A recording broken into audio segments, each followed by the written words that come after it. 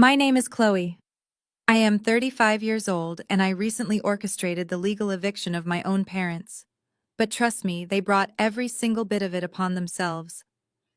Last Sunday, my father slid a leather folder across his mahogany dining table and demanded I pay my sister's $120,000 debt. He looked me dead in the eyes and said I had until Friday to pay it, or I was officially out of the family. I simply stood up, grabbed my designer coat, and told him to consider me out. What they did not realize was that their little extortion attempt would lead me straight to a trail of financial fraud that would cost them everything they valued. Before I continue this story, let me know where you are watching from in the comments below. Hit like and subscribe if you have ever had to stand up to toxic relatives who underestimated your intelligence. Growing up as the daughter of Reverend Thomas and First Lady Vivian meant living in a fishbowl of holy perfection. To the congregation, we were the model family. But inside our sprawling brick colonial house, the atmosphere was always suffocating. The air was thick with unspoken rules, rigid expectations, and a chilling emotional coldness reserved almost entirely for me. My older sister Brianna was the undisputed golden child. She was 32, pampered, and completely incapable of handling reality. My parents funded her entire existence from her expensive sorority days to her lavish $80,000 wedding to Connor. Connor was a failed tech bro who managed to charm my parents simply by existing and nodding along to my father's sermons. Meanwhile, I was the scapegoat. I built my luxury real estate brokerage from the ground up with absolutely zero help from them. They never co-signed a loan for me, they never paid my college tuition, and they certainly never celebrated my success. In fact, they resented it.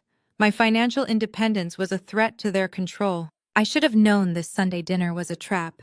The invitation itself was suspicious. My mother usually only called me when she needed me to donate to a church fundraiser or provide free real estate advice for one of her friends.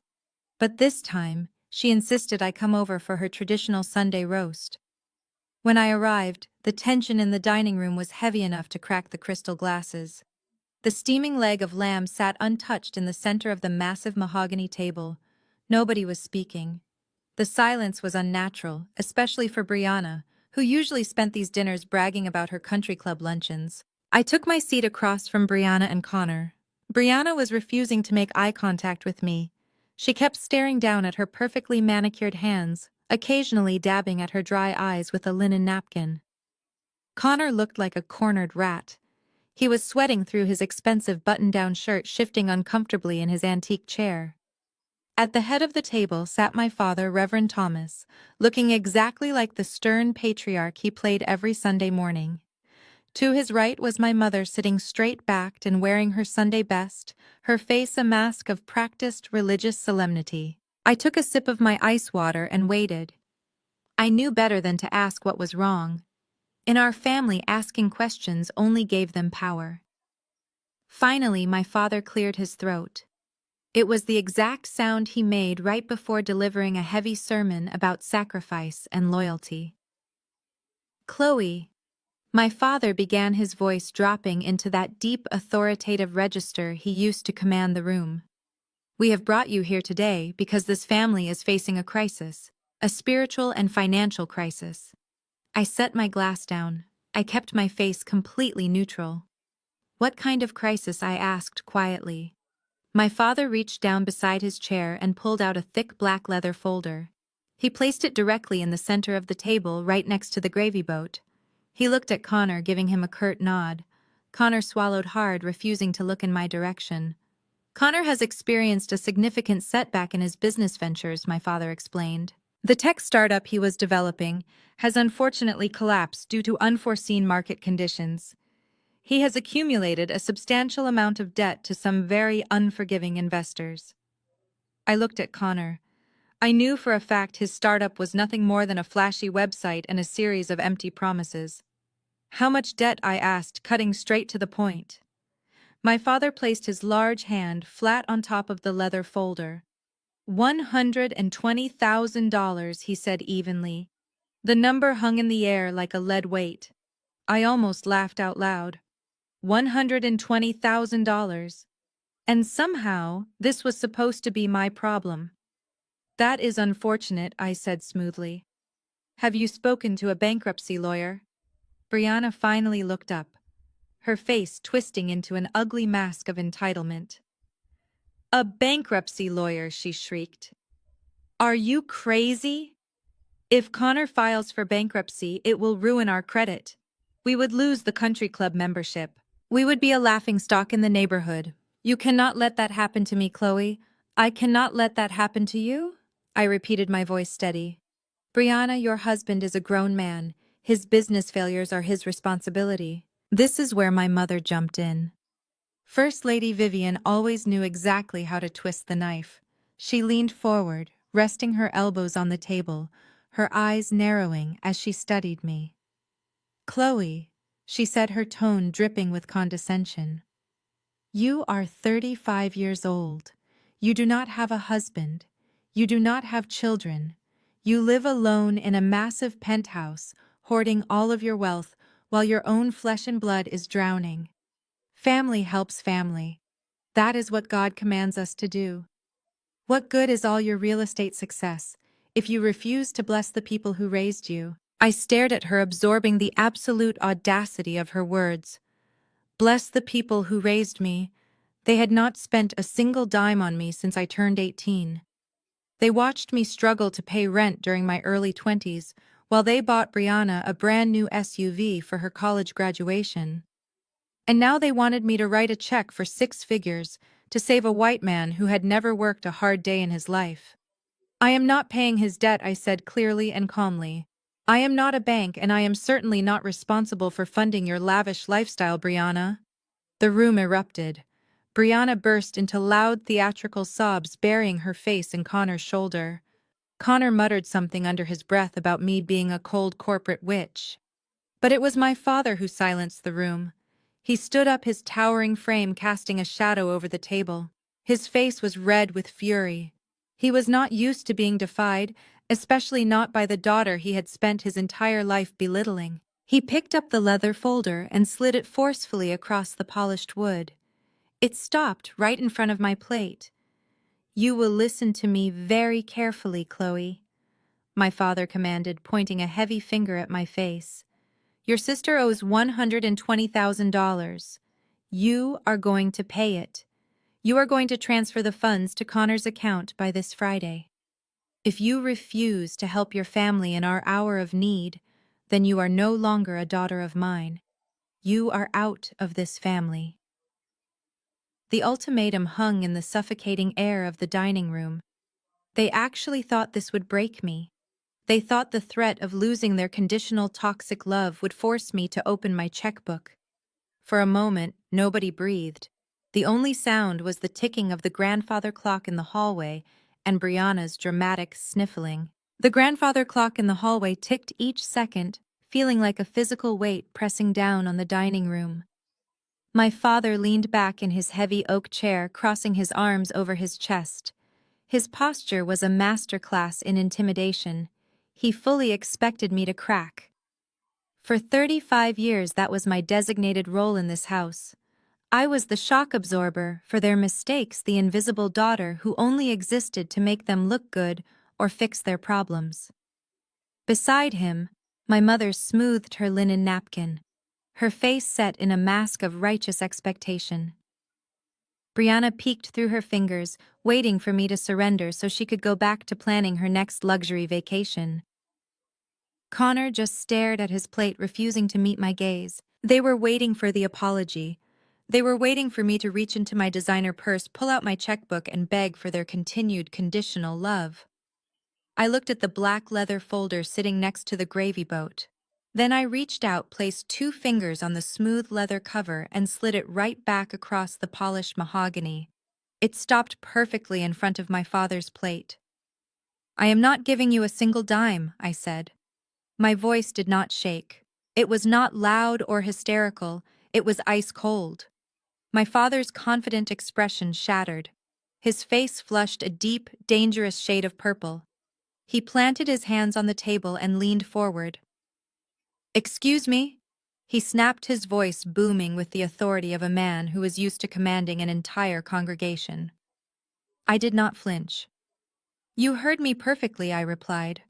"I am not paying Connor's debt, and I am entirely done apologizing for my own success, just to make everyone else in this room feel comfortable." My mother gasped, placing a hand over her pearl necklace. "Chloe, how dare you speak to your father that way? We are talking about saving your sister's future." "My sister's future was secured the day you decided she did not have to work for a single thing in her life," I fired back. I kept my voice perfectly level, which I knew infuriated them even more. "Let us talk about family helping family, mother.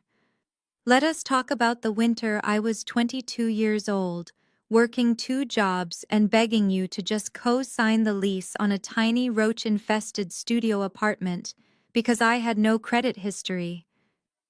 Do you remember what you told me?" My mother's jaw tightened. She looked away, staring fiercely at the dining room wall. "You told me that God helps those who help themselves." I continued, making sure every word landed like a physical blow. "You told me that struggling builds character. Yet exactly 6 months after I slept in my car for 2 weeks, you wrote an $80,000 check so Brianna could have a fairy tale wedding at the Botanical Gardens."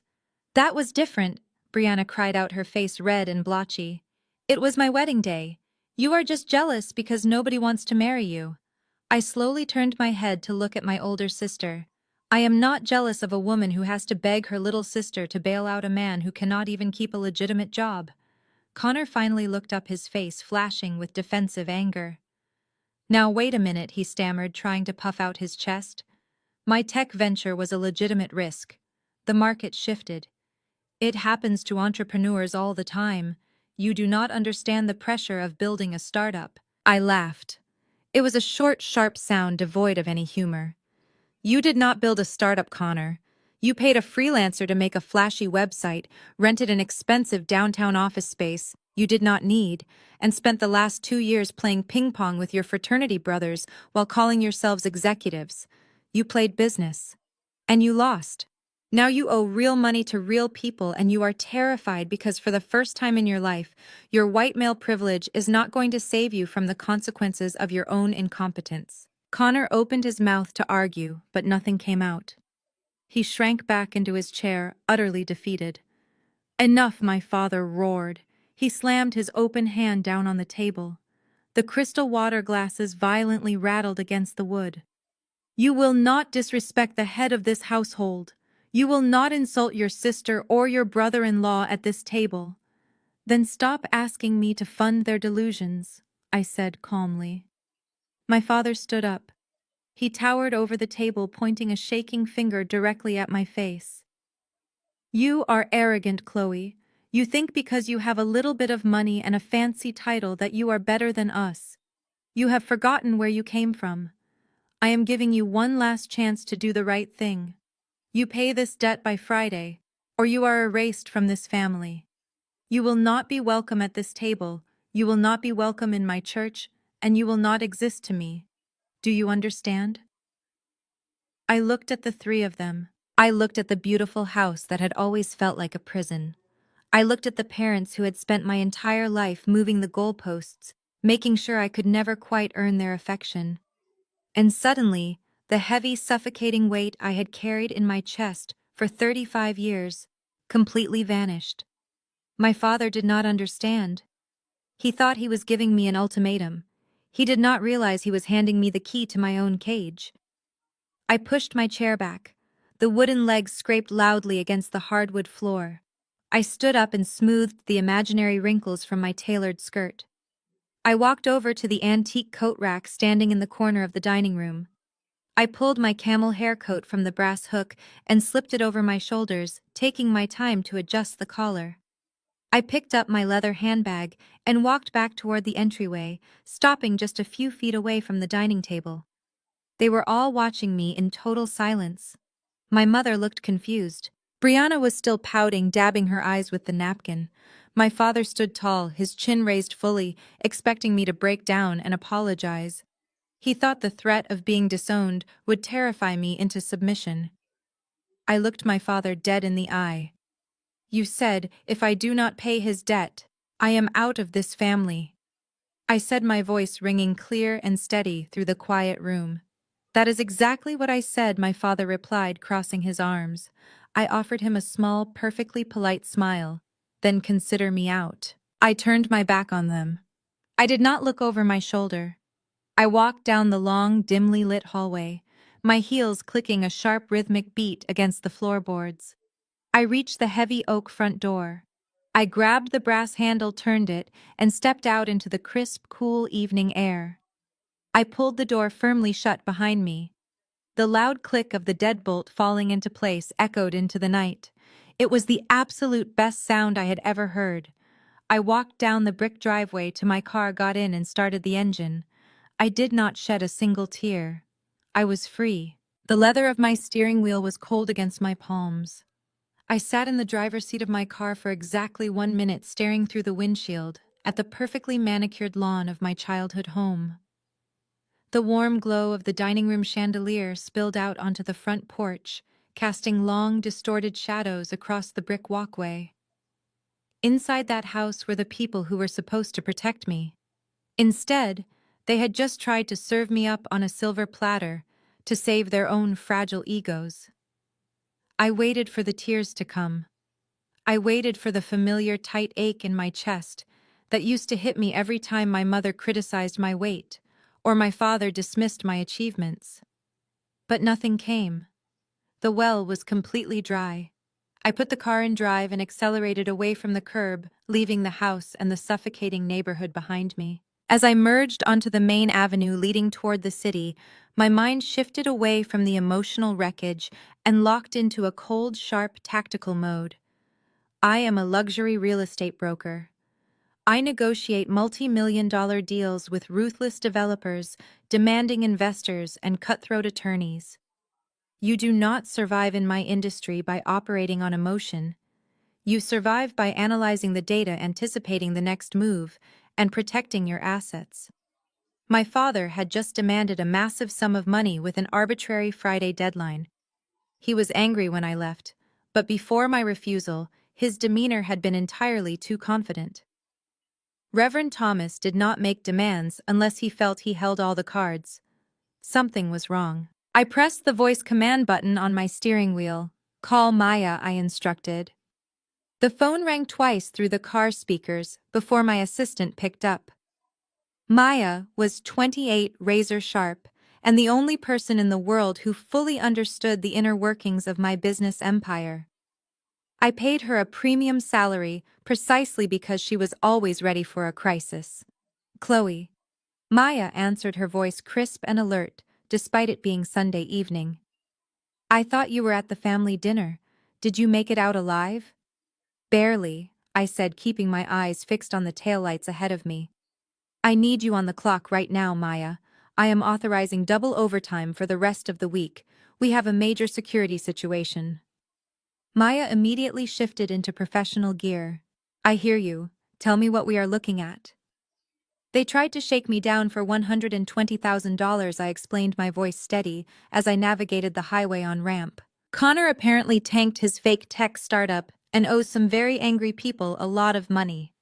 My father gave me an ultimatum. Pay the debt by Friday or I am officially disowned. There was a brief, stunned silence on the other end of the line. Maya knew exactly what my family was like. She had been the one fielding angry phone calls from Brianna whenever my sister demanded I let her use one of my staged luxury properties for her ridiculous influencer photo shoots. Are you kidding me? Maya finally said, the disbelief clear in her tone. $120,000. The same people who refused to loan you a few $100 for your real estate licensing exam 10 years ago. Exactly, I replied, gripping the wheel tighter as the memories flashed through my mind. They told me I was wasting my time. They told me the market was too tough, and I should just find a nice, quiet administrative job and look for a husband. I spent 3 years eating instant noodles in a studio apartment that smelled like bleach and desperation. I knocked on doors until my knuckles bled selling cheap condos while my mother bragged to her church friends about Brianna getting her second master's degree in art history. A degree they paid for in cash, completely ignoring the fact that Brianna had absolutely zero intention of ever getting a job. It is completely delusional, Maya said, the sound of her rapid typing echoing through the speakers. She was already booting up her laptop. So you walked out. Good for you. But why are we treating this like a security situation? They cannot force you to write a check. Because of the way my father acted, I explained, my eyes scanning the road. Maya, you know how Reverend Thomas operates. He is obsessed with control. He dropped a black leather folder on the table. He did not show me any bank statements or loan documents. He just stated the amount and gave me a deadline. But he was too calm. He did not ask for my help. He demanded it, like it was already a done deal. Like he already had leverage over me. What kind of leverage could he possibly have, Maya asked. You own your brokerage outright. Your name is the only one on the LLC. You have not lived under their roof or taken a dime from them since you were 18. I know, I said, merging into the fast lane as the glittering skyline of the city came into view. But my intuition is screaming that I am missing a blind spot. I need you in the office by 7 tomorrow morning. I want you to call our CPA and get him on standby. I want a full comprehensive audit of every single account tied to my name, my social security number, and my business entities. Consider it done, Maya said firmly. I will pull the ledgers for the primary escrow accounts, the operating accounts, and your personal portfolios. Do not stop there.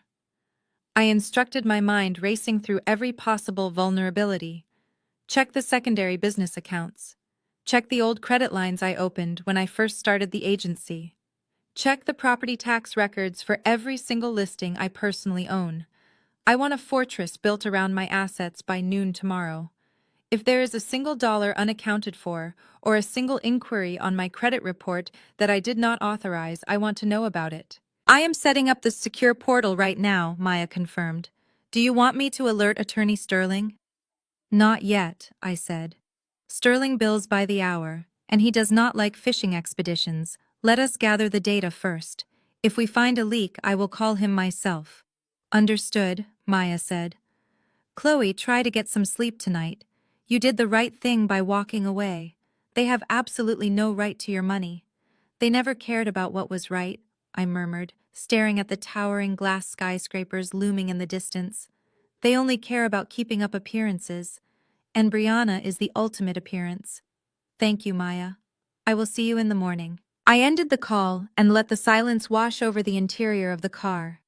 The city lights rushed past my windows in a blur of gold and white.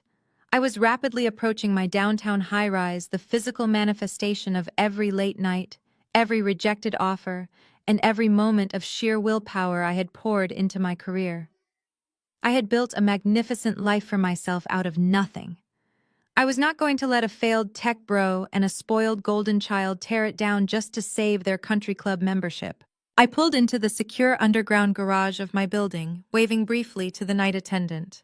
I parked in my reserved spot, turned off the engine, and stepped out into the quiet, echoing concrete structure. The tactical mode was fully engaged now.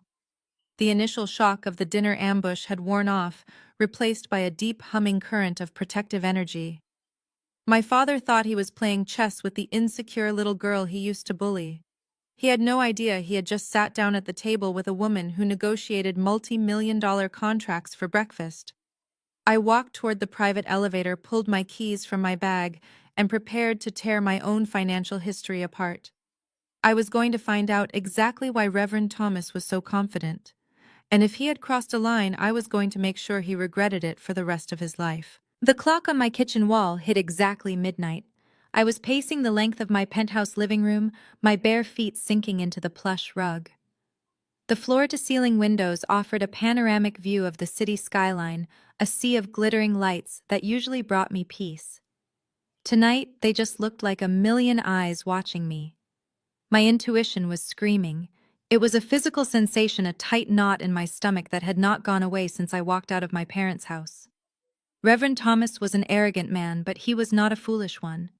He would never have given me a Friday deadline unless he had some sort of insurance policy. I picked up my phone from the marble kitchen island and dialed the emergency line for my private wealth manager.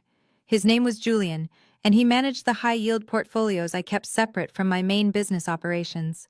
These were the accounts I built specifically to secure my future, the money I had bled for. Julian answered on the third ring. His voice was thick with sleep, but he instantly snapped to attention when he heard my voice. "Chloe," he said, the rustling of sheets coming through the speaker. "Is everything all right? It is the middle of the night. I need you to initiate a complete lockdown on all my secondary accounts," I said, not bothering with pleasantries.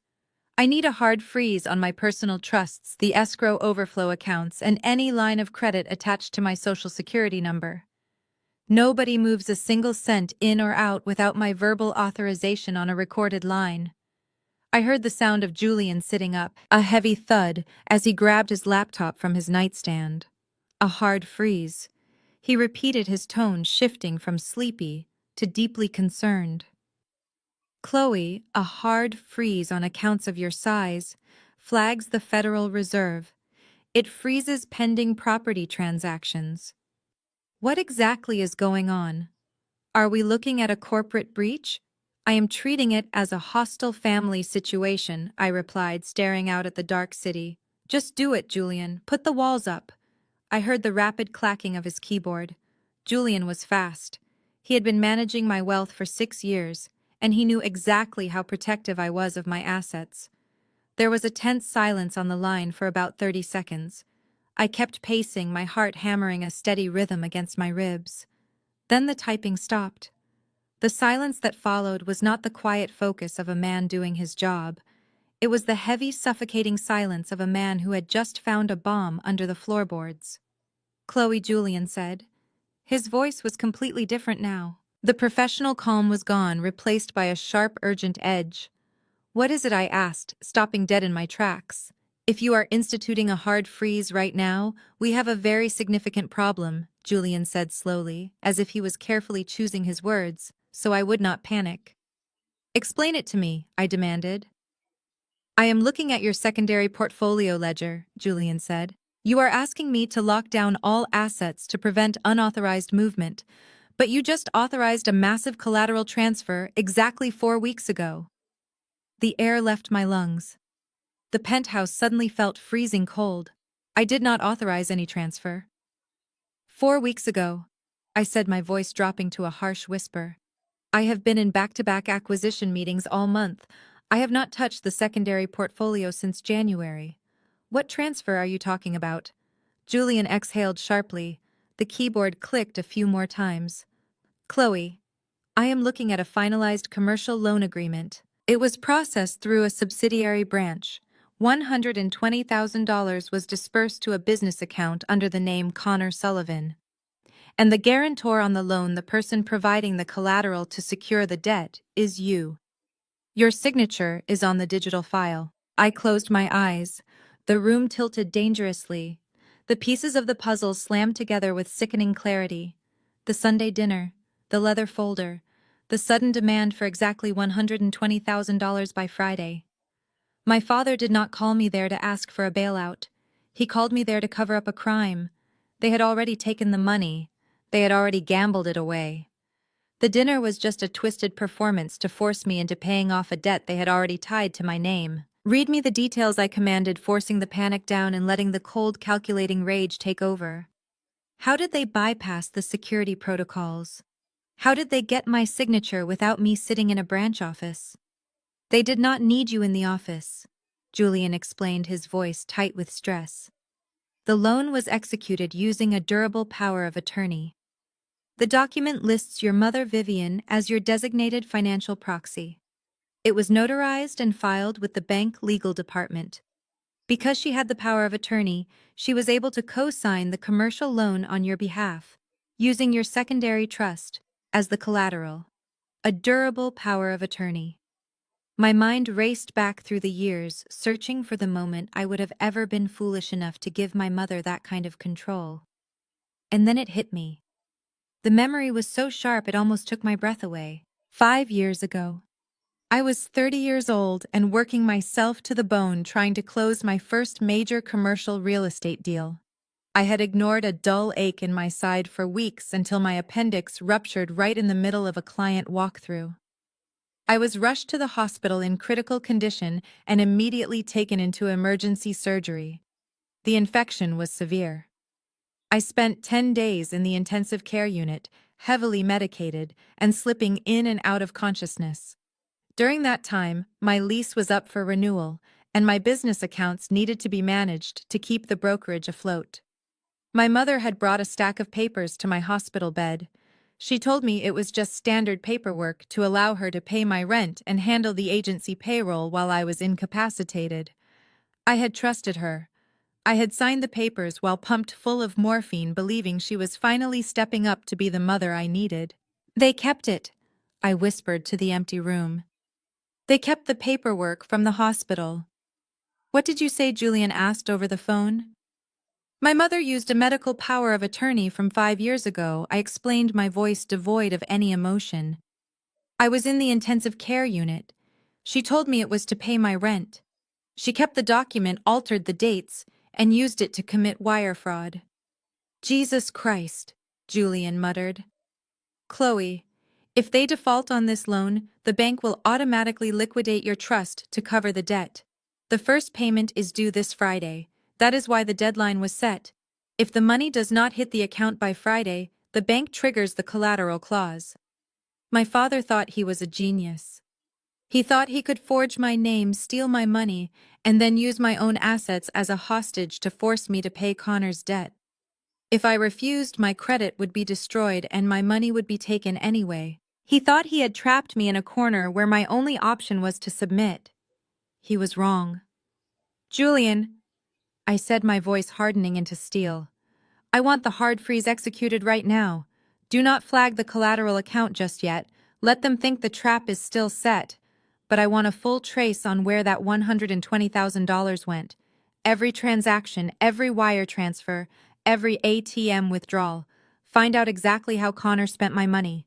"I am on it," Julian said. "What are you going to do?" "I am going to call my lawyer," I replied. "And then I am going to let my family dig their own graves." I hung up the phone. I walked over to the floor-to-ceiling window and pressed my hand against the cold glass. Down below, the city was moving completely unaware of the war that had just been declared. My parents had crossed the line from toxic manipulation into federal felonies. They had weaponized my illness against me to fund Brianna's perfect life. They wanted to play games with my livelihood. Now they were going to learn exactly why I was the most feared real estate broker in the city. I did not just build houses. I knew exactly how to tear them down to the foundation. I stepped away from the cold glass of the window and picked my phone right back up from the marble kitchen island. "Julian," I said, my voice cutting through the absolute quiet of my penthouse, "I am not done. Open the file back up. I want you to read every single line item of that loan agreement aloud to me right now. I need to know exactly how deep this knife goes." Julian hesitated for a fraction of a second before the sound of his keyboard filled the line again. "Chloe, you need to understand that hearing the specifics is not going to change the legal reality of the situation," he warned gently. "We need to focus on damage control." "Read it," I commanded. My tone left absolutely no room for debate. Julian sighed heavily. "All right. The document is a standard commercial bridge loan. The principal amount is exactly $120,000. The origination date is October 12th. I closed my eyes. October 12th.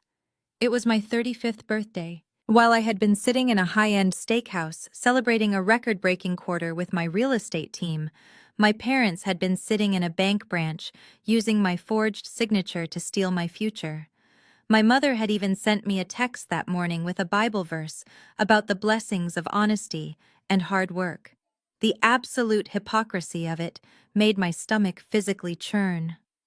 "Keep going," I said, gripping the edge of the marble counter until my knuckles turned white. "Who notarized the power of attorney document?" The bank would never have accepted a 5-year-old medical proxy without a certified notary confirming it was still valid and active. Julian scrolled through the digital file. The notary seal belongs to a man named Marcus Miller, he said. My blood turned to ice. Deacon Miller. He was one of the senior deacons at my father's church. He had known me since I was 7 years old. He used to hand me peppermint candies after Sunday service. My father had not just committed a crime, he had dragged his own church staff into a federal fraud conspiracy. Deacon Miller would have known perfectly well that I was no longer in the hospital and that the medical proxy was completely void. But in Reverend Thomas's congregation, loyalty to the pastor always superseded the law. What are the terms of the loan? I asked, forcing my voice to remain completely steady. It is a predatory rate, Julian explained, sounding disgusted. 14% interest. They bypass the standard underwriting process by offering your secondary trust fund as liquid collateral. The loan was structured for rapid repayment. The first major balloon payment of $30,000 is due this Friday by 5 in the afternoon. If the payment is not received, the bank automatically triggers a default sequence. The pieces of the puzzle violently snapped together in my mind. The bomb finally dropped. They did not invite me to Sunday dinner to ask for a bailout. They invited me to cover up a crime they had already committed. If I had caved to their demands at that dining room table, if I had written them a check for $120,000, they would have walked straight to the bank and paid off the commercial loan in full. The debt would have vanished. The forged documents would have been archived. I would have never known that my name was on the line or that my trust fund was held hostage. They wanted me to use my own hard-earned money to quietly replace the money they had already stolen from me. And if the bank triggers the default sequence, I asked, though I already knew the answer. If they default on Friday, the bank legally seizes your secondary trust, Julian said softly. But Chloe, it is worse than that. Your secondary trust is tied to your primary operating account for the brokerage. If the bank places a levy on your assets, your operating accounts will freeze. Your payroll will bounce. The escrow funds for your current real estate clients could be flagged. I stopped breathing for a second. My parents were not just risking my personal savings. They were willing to detonate my entire career. They were perfectly fine with my employees losing their paychecks and my clients losing their deposits, all to protect Brianna from experiencing a single moment of financial discomfort. The sheer scale of their selfishness was almost impossible to comprehend. Trace the money, I said. My voice was no longer human. It sounded like a machine. I want to know exactly where that $120,000 went after the bank dispersed it to Connor. My father said Connor lost it in a tech startup. Julian typed rapidly. Give me a moment to pull the wire routing numbers. Because you are listed as the primary guarantor, I have authorization to view the disbursement ledger. Okay, here it is. The funds were deposited into an LLC account named Sullivan Tech Ventures. But the money did not stay there. Within 48 hours it was drained through a series of external transfers. Read them to me, I demanded. Julian listed them off, each item feeling like another nail in my family's coffin. $40,000 was wired to an offshore cryptocurrency exchange. $35,000 was transferred directly to a high-interest credit card company to pay off a massive balance. $12,000 was spent at a luxury car dealership. It looks like a down payment on a new lease. And there are multiple smaller transactions ranging from $2,000 to $5,000 at luxury boutiques, high-end restaurants, and a resort in the Bahamas. A tech startup, I repeated softly to myself. Connor had not invested a single dime into a business. He had used my money to cover his gambling debts, and Brianna had used the rest to fund her ridiculous influencer lifestyle. They had gone on vacation using funds stolen from my forged signature. Julian. I said, my mind operating with absolute crystal clarity. Download every single page of that loan agreement. I want the digital signatures, the IP addresses used to file the documents, the notary stamp, and the complete itemized ledger of Connor's spending. Put it all into an encrypted file and email it to me immediately. I am sending it right now, Julian confirmed. Chloe, you need legal counsel. This is not a family dispute anymore. This is felony, wire fraud, identity theft, and conspiracy. You need to file a police report before Friday, or the bank will hold you liable for the default. I know exactly what I need to do, I said. Thank you for answering the phone tonight, Julian. I will contact you tomorrow once the police report is filed so we can officially dispute the collateral claim. I ended the call and tossed my phone onto the counter. I did not go to sleep. Sleep was a luxury for people who were not currently in a war zone. I walked into my home office and booted up my desktop computer. For the next 5 hours, I sat in the glow of the monitor reviewing the encrypted files Julian had sent me. I read every forged page. I stared at my mother's handwriting where she had signed her name as my proxy. I looked at the exact timestamps of the luxury purchases Brianna had made while my father was actively threatening to disown me for not being generous enough. By the time the sun began to rise over the city skyline, painting the clouds in shades of bruised purple and gold, all the pain and betrayal I had felt the night before had completely burned away. What was left behind was something cold, sharp, and entirely unstoppable. I walked into my master bathroom and turned the shower on as hot as it would go. I washed away the lingering exhaustion of the night. When I walked into my walk-in closet, I did not reach for my usual comfortable office wear. I reached for my armor. I pulled out a tailored charcoal gray designer suit. I slipped on a pair of black stiletto heels that made a sharp, authoritative sound against the hardwood floor. I pulled my hair back into a sleek, unforgiving style and applied a coat of dark red lipstick. I looked at my reflection in the full-length mirror. I did not look like the scapegoat daughter who used to cry in her bedroom while her sister got all the praise. I looked like a woman who could dismantle an empire before lunch. I grabbed my briefcase, dropped the printed copies of the forged loan documents inside, and walked out the door. It was Monday morning. The Friday deadline was ticking closer. But my father had made a fatal miscalculation. He thought he was giving me 5 days to surrender. He did not realize he had just given me 5 days to utterly destroy him. I got into my car and programmed the GPS for the downtown financial district. My first stop was not the bank. My first stop was the office of Attorney Sterling. I pulled my car into the private underground parking garage of Sterling and Associates. The concrete walls and harsh fluorescent lighting matched the coldness settling deep into my bones. I rode the private elevator up to the 42nd floor. The reception area was all pristine glass and brushed steel. The receptionist took one look at my face and immediately buzzed me through to the inner offices without saying a single word. She knew I was not there for a routine contract review. Attorney Richard Sterling was sitting behind his massive oak desk. He was a formidable man in his late 50s, known throughout the city for dismantling corporate fraudsters with surgical precision. I did not bother with pleasantries. I walked straight to the guest chair, dropped my leather briefcase onto his desk, unlatched it, and pulled out the thick stack of printed documents Julian had sent me overnight. I slid the commercial loan agreement across the polished wood. "Look at page 4, I said, taking my seat. "That is my signature, but I did not sign this document." Sterling adjusted his glasses and leaned forward. He studied the ink with a practiced eye. He flipped back to the first page, reading the terms of the $120,000 commercial bridge loan. Then he looked up at me. "It is a durable power of attorney," he noted, tapping the attached proxy form. "It gives your mother complete financial authority over your assets." I nodded slowly. I looked at the digital copy of the signature. The lines were slightly shaky and uneven. It did not look like my confident, practiced business signature. It looked exactly like the signature of a woman who had just survived a major medical trauma. "I know exactly how she got it," I explained, my voice echoing slightly in the large office. 5 years ago, I was hospitalized for a severe ruptured appendix. I spent 10 days in the intensive care unit.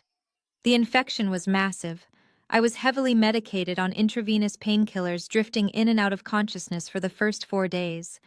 My lease was up for renewal that week, and my business payroll needed to be processed. My mother brought a stack of papers to my hospital bed. She told me the doctors needed emergency contact forms, and that she needed a temporary proxy just to handle my apartment and my agency while I was incapacitated. I paused, letting the reality of the memory settle over the room. I trusted her. She was my mother. I signed the papers blindly because I could barely keep my eyes open. Sterling flipped to the notary section of the document, his expression darkening into a scowl. "They kept the document," he said flatly. "They held on to it for 5 years. But a temporary medical proxy expires. They altered the dates to make it appear active, and they had it illegally re-notarized," I added, pointing to the blue stamp at the bottom of the page. "Look at the name on the seal. It belongs to Marcus Miller. He is a senior deacon at my father's church. He has known me since I was a little girl." Sterling stared at the stamp. He knew exactly what he was looking at. "Deacon Miller knew perfectly well that you were no longer in the hospital," he said. "He knew this document was void, but he stamped it anyway to appease your father." "Yes," I replied. "In Reverend Thomas's congregation, loyalty to the pastor always supersedes the law." My parents held onto a piece of paper signed by their critically ill daughter, knowing they could weaponize it if they ever needed cash to bail out my sister. The sheer level of premeditated betrayal is staggering. Any residual sadness or grief I might have felt the night before had completely evaporated in the bright daylight of the law office. I did not feel like crying. I did not feel like asking why they did not love me enough to protect me. What replaced the grief was a pure calculating rage. It was a cold fire that burned away all my remaining familial obligations. This was no longer about a toxic childhood. This was business. And nobody threatened my business and walked away unscathed. "We are not treating this as a family dispute," Sterling said, closing the file folder with a sharp snap. "This is federal wire fraud. It is aggravated identity theft, and it is a multi-person conspiracy to commit bank fraud. Because Connor wired a portion of the funds to an offshore cryptocurrency exchange, it crosses into federal jurisdiction. If we do not act immediately, the bank will hold you liable for the $30,000 default payment on Friday." I sat back in my leather chair and crossed my legs. "I do not want to just avoid liability, Richard. I want them to feel the exact same terror they tried to inflict on me. I want the bank to know the loan is fraudulent, but I do not want my parents to know the trap has been sprung until it is too late. I want them to think they are still holding the winning hand." Sterling offered a grim, approving smile. His fingers flew across his keyboard. He immediately began drafting a formal police report for identity theft and forgery.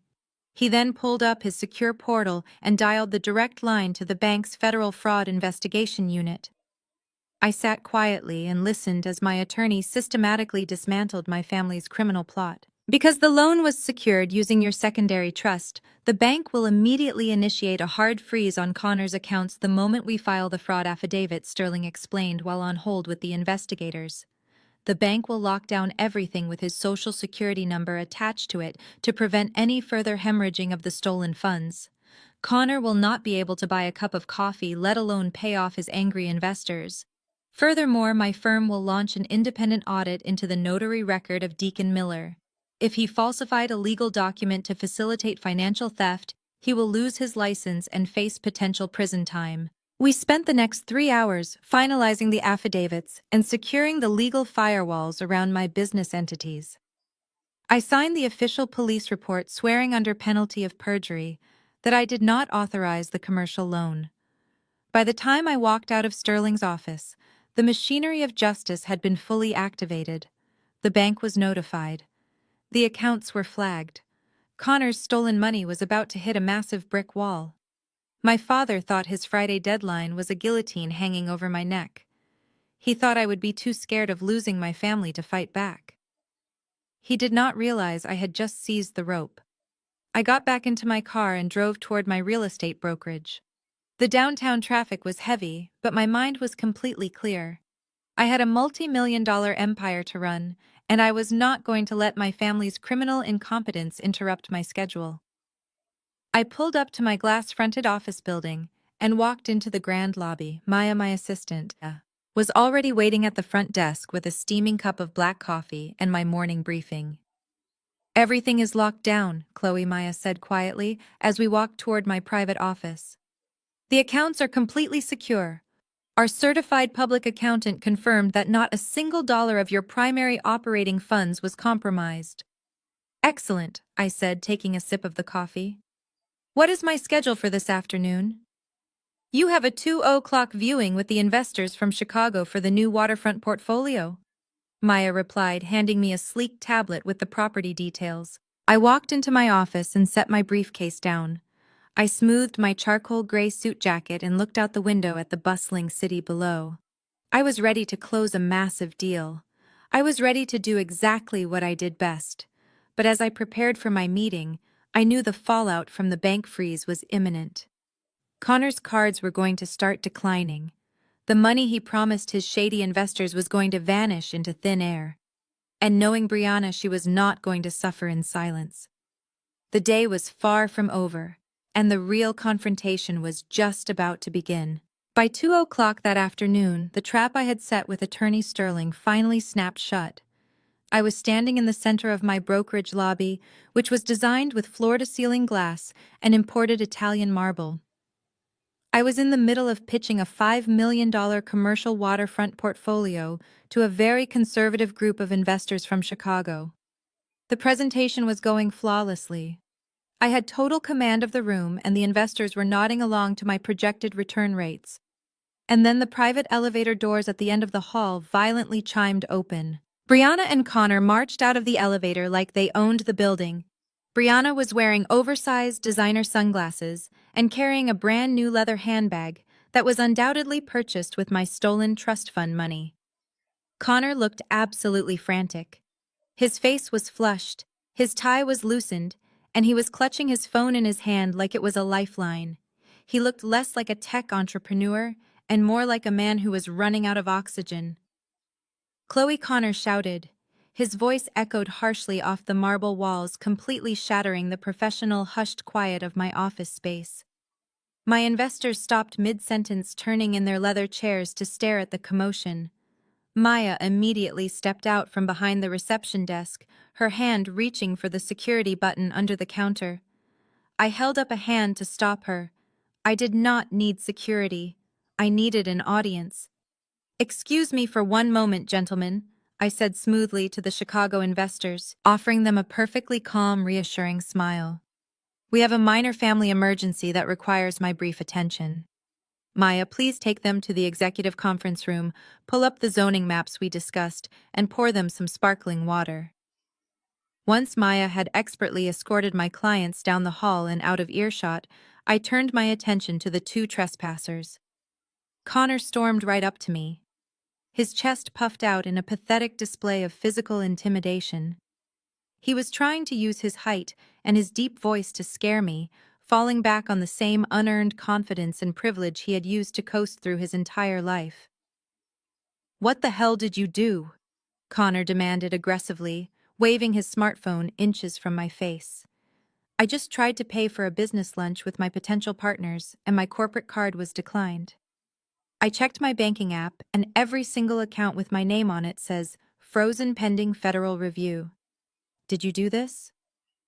I stood my ground, my hands resting lightly in the pockets of my tailored trousers. "Yes, Connor, I did." Brianna ripped off her designer sunglasses, her eyes wide with outrage.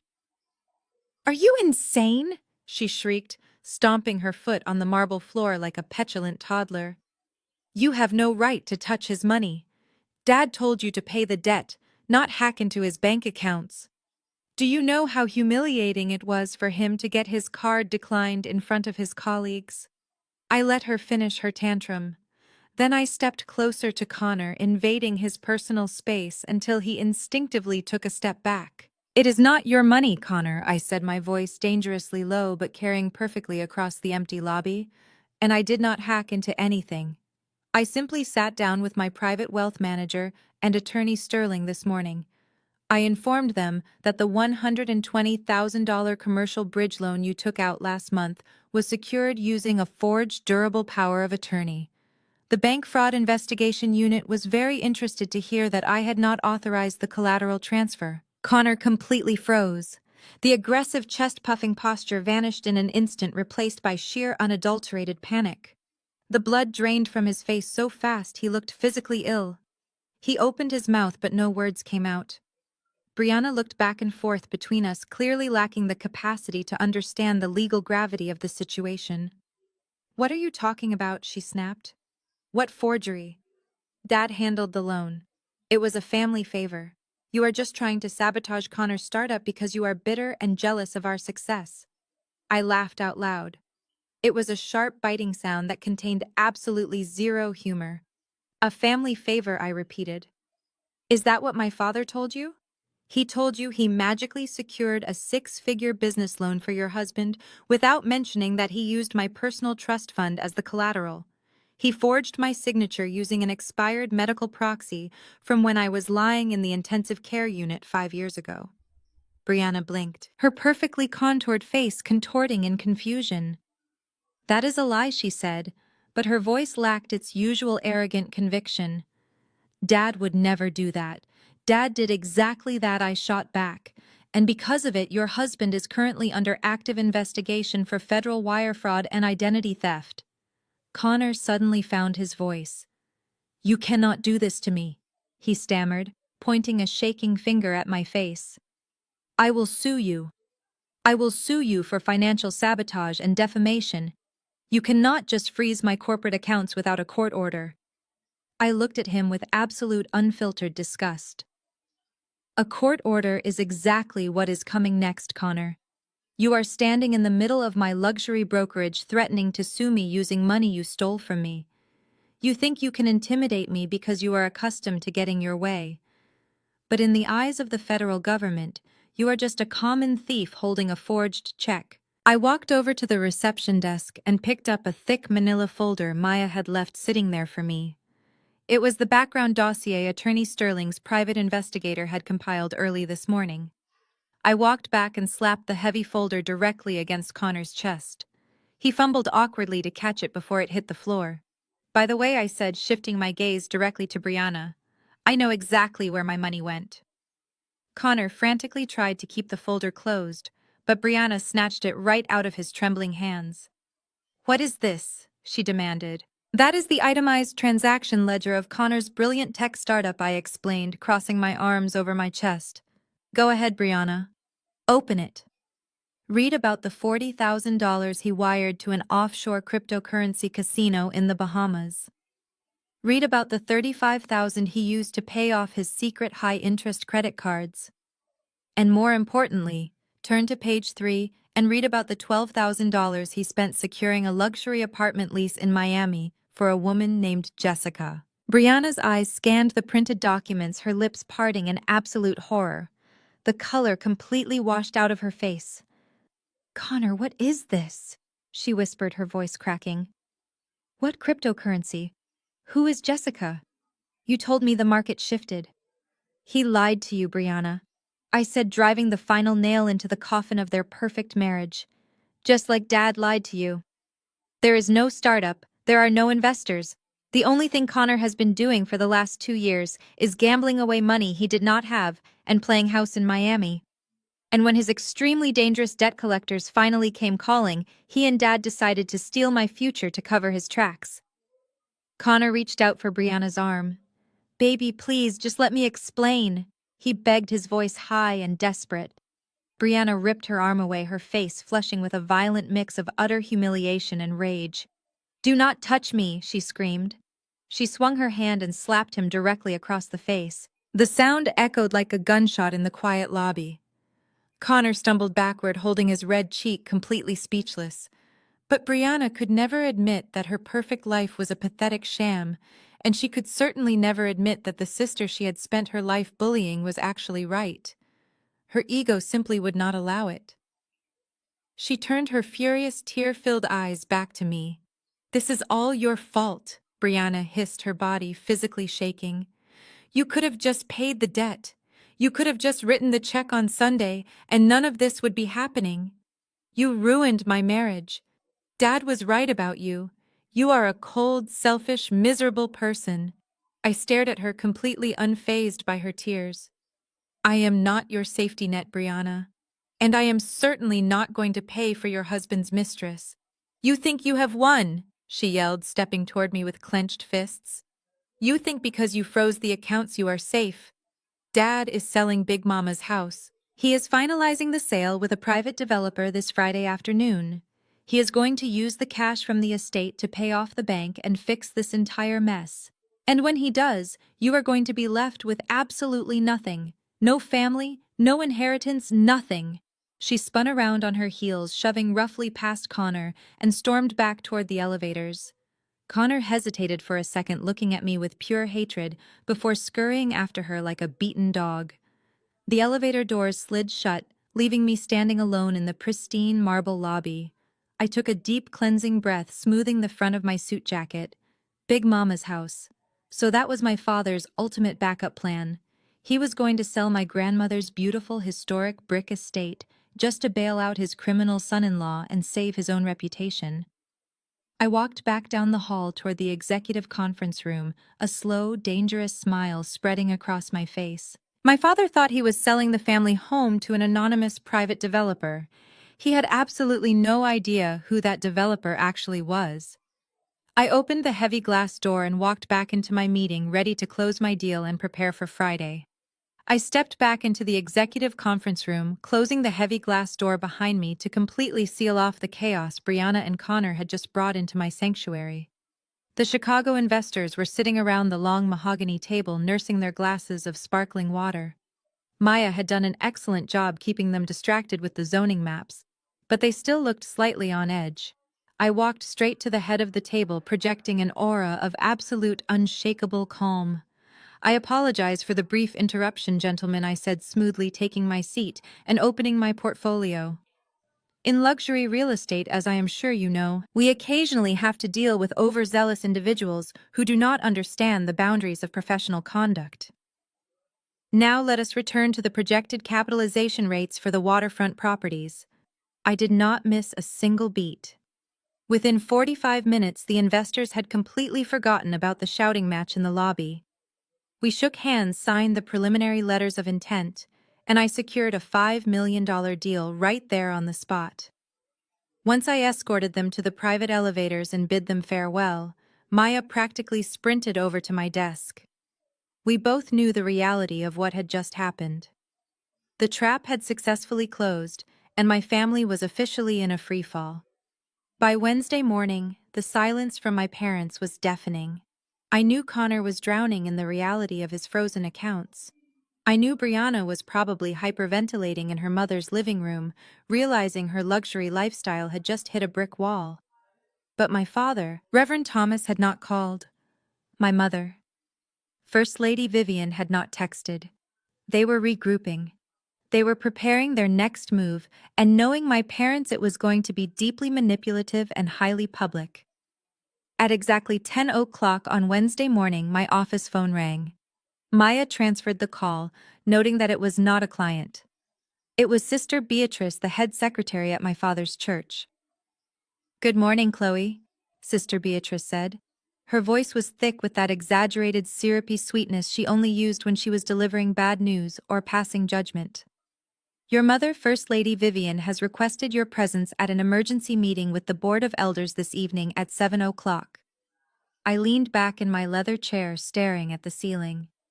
An emergency meeting. My mother was not calling me as a parent. She was summoning me as a rogue member of the congregation. She was weaponizing the church. "What is the purpose of this meeting, Sister Beatrice?" I asked, keeping my tone completely flat. "It is a matter of family reconciliation and spiritual guidance," she replied smoothly. "Your parents are very distressed. The elders wish to intervene and pray over the situation before it escalates any further. We expect to see you there, Chloe. It is highly recommended that you do not ignore the counsel of your spiritual leaders." "I will be there," I said, and immediately hung up the phone. I did not feel fear. I felt a deep, profound sense of anticipation. They were actually going to try and use religion to bully me into dropping federal fraud charges. They thought they could surround me with older men in suits, quote a few scriptures about forgiveness, and shame me into submission. It was the exact same tactic they had used when I was a teenager, to force me to apologize every time Brianna stole my things or ruined my projects. But I was not a teenager anymore, and I was not walking into that church empty-handed. I spent the rest of the afternoon preparing my arsenal. I printed out fresh copies of the forged, durable power of attorney. I highlighted the fraudulent notary stamp belonging to Deacon Miller. I made sure my phone was fully charged so I could record the entire interaction. If they wanted to have a spiritual intervention, I was going to give them a legal revelation. At 6:45 that evening, I pulled my car into the sprawling parking lot of the church. The massive brick building loomed against the darkening sky, its stained glass windows glowing from the lights inside. This was my father's kingdom. This was the place where his word was absolute law, where my mother was treated like royalty, and where I had always been nothing more than an afterthought. I walked through the heavy wooden double doors of the sanctuary. The familiar smell of lemon polish and old paper washed over me. The hallways were mostly empty, save for a few choir members practicing in the distance. I made my way down the long corridor leading to the executive conference room. I did not tiptoe. I let the sharp click of my heels echo loudly against the tile floor, announcing my arrival. I opened the door and stepped inside. The room was set up like a tribunal. A long oak table dominated the space. At the head of the table sat my father, Reverend Thomas, looking somber and deeply wounded. To his right sat my mother, dabbing at her dry eyes with a tissue. Lined up along the sides of the table were 4 senior elders of the church, including Deacon Miller, the man who had illegally notarized my forged signature. Nobody smiled when I walked in. The atmosphere was thick with heavy manufactured disappointment. They wanted me to feel small. They wanted me to feel like a disobedient child stepping into the principal's office. "Have a seat, Chloe," my father said, his voice dropping into that deep pastoral tone he used to command the pulpit. I did not sit down immediately. I took my time. I placed my leather briefcase on the edge of the table, unbuttoned my suit jacket, and slowly pulled out the chair directly opposite my father.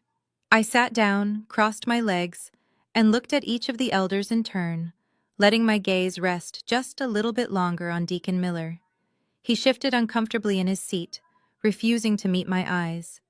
"We are here tonight because there is a deep fracture in this family." Elder Jenkins began folding his hands on top of his leather-bound Bible. "Chloe, your parents came to us in immense pain. They told us about the financial dispute regarding your brother-in-law. They told us about the drastic, hurtful actions you took yesterday to freeze his accounts and humiliate him in public." I raised an eyebrow. "Is that what they told you?" I asked quietly. "Did they mention why I froze the accounts?" My mother let out a loud theatrical sob. "She is just so angry," First Lady Vivian wailed, reaching out to grab my father's hand. "She has always harbored so much bitterness toward her sister. We just wanted to help Connor get back on his feet, and she is trying to destroy his livelihood out of pure spite." I stared at the woman who gave birth to me. The ease with which she could lie in a room full of religious leaders was genuinely terrifying. She was playing the victim perfectly, weaponizing her tears to paint me as the villain. "The Bible commands us to honor our father and mother." Elder Jenkins continued, his tone turning stern. "It commands us to forgive those who trespass against us. You have been blessed with great financial success, Chloe.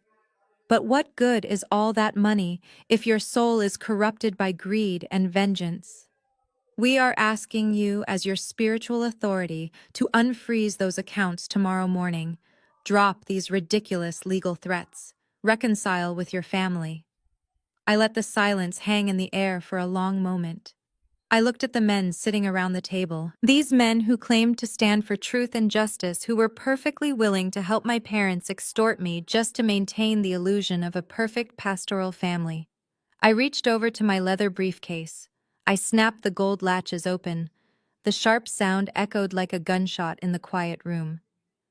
"Are we quite finished with the sermon?" I asked, my voice completely void of any emotion. Because if we are going to talk about trespassing and corruption, we need to look at the actual facts.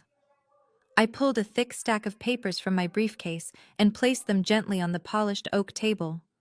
I looked directly at my father, who was suddenly gripping the armrests of his chair with white knuckles.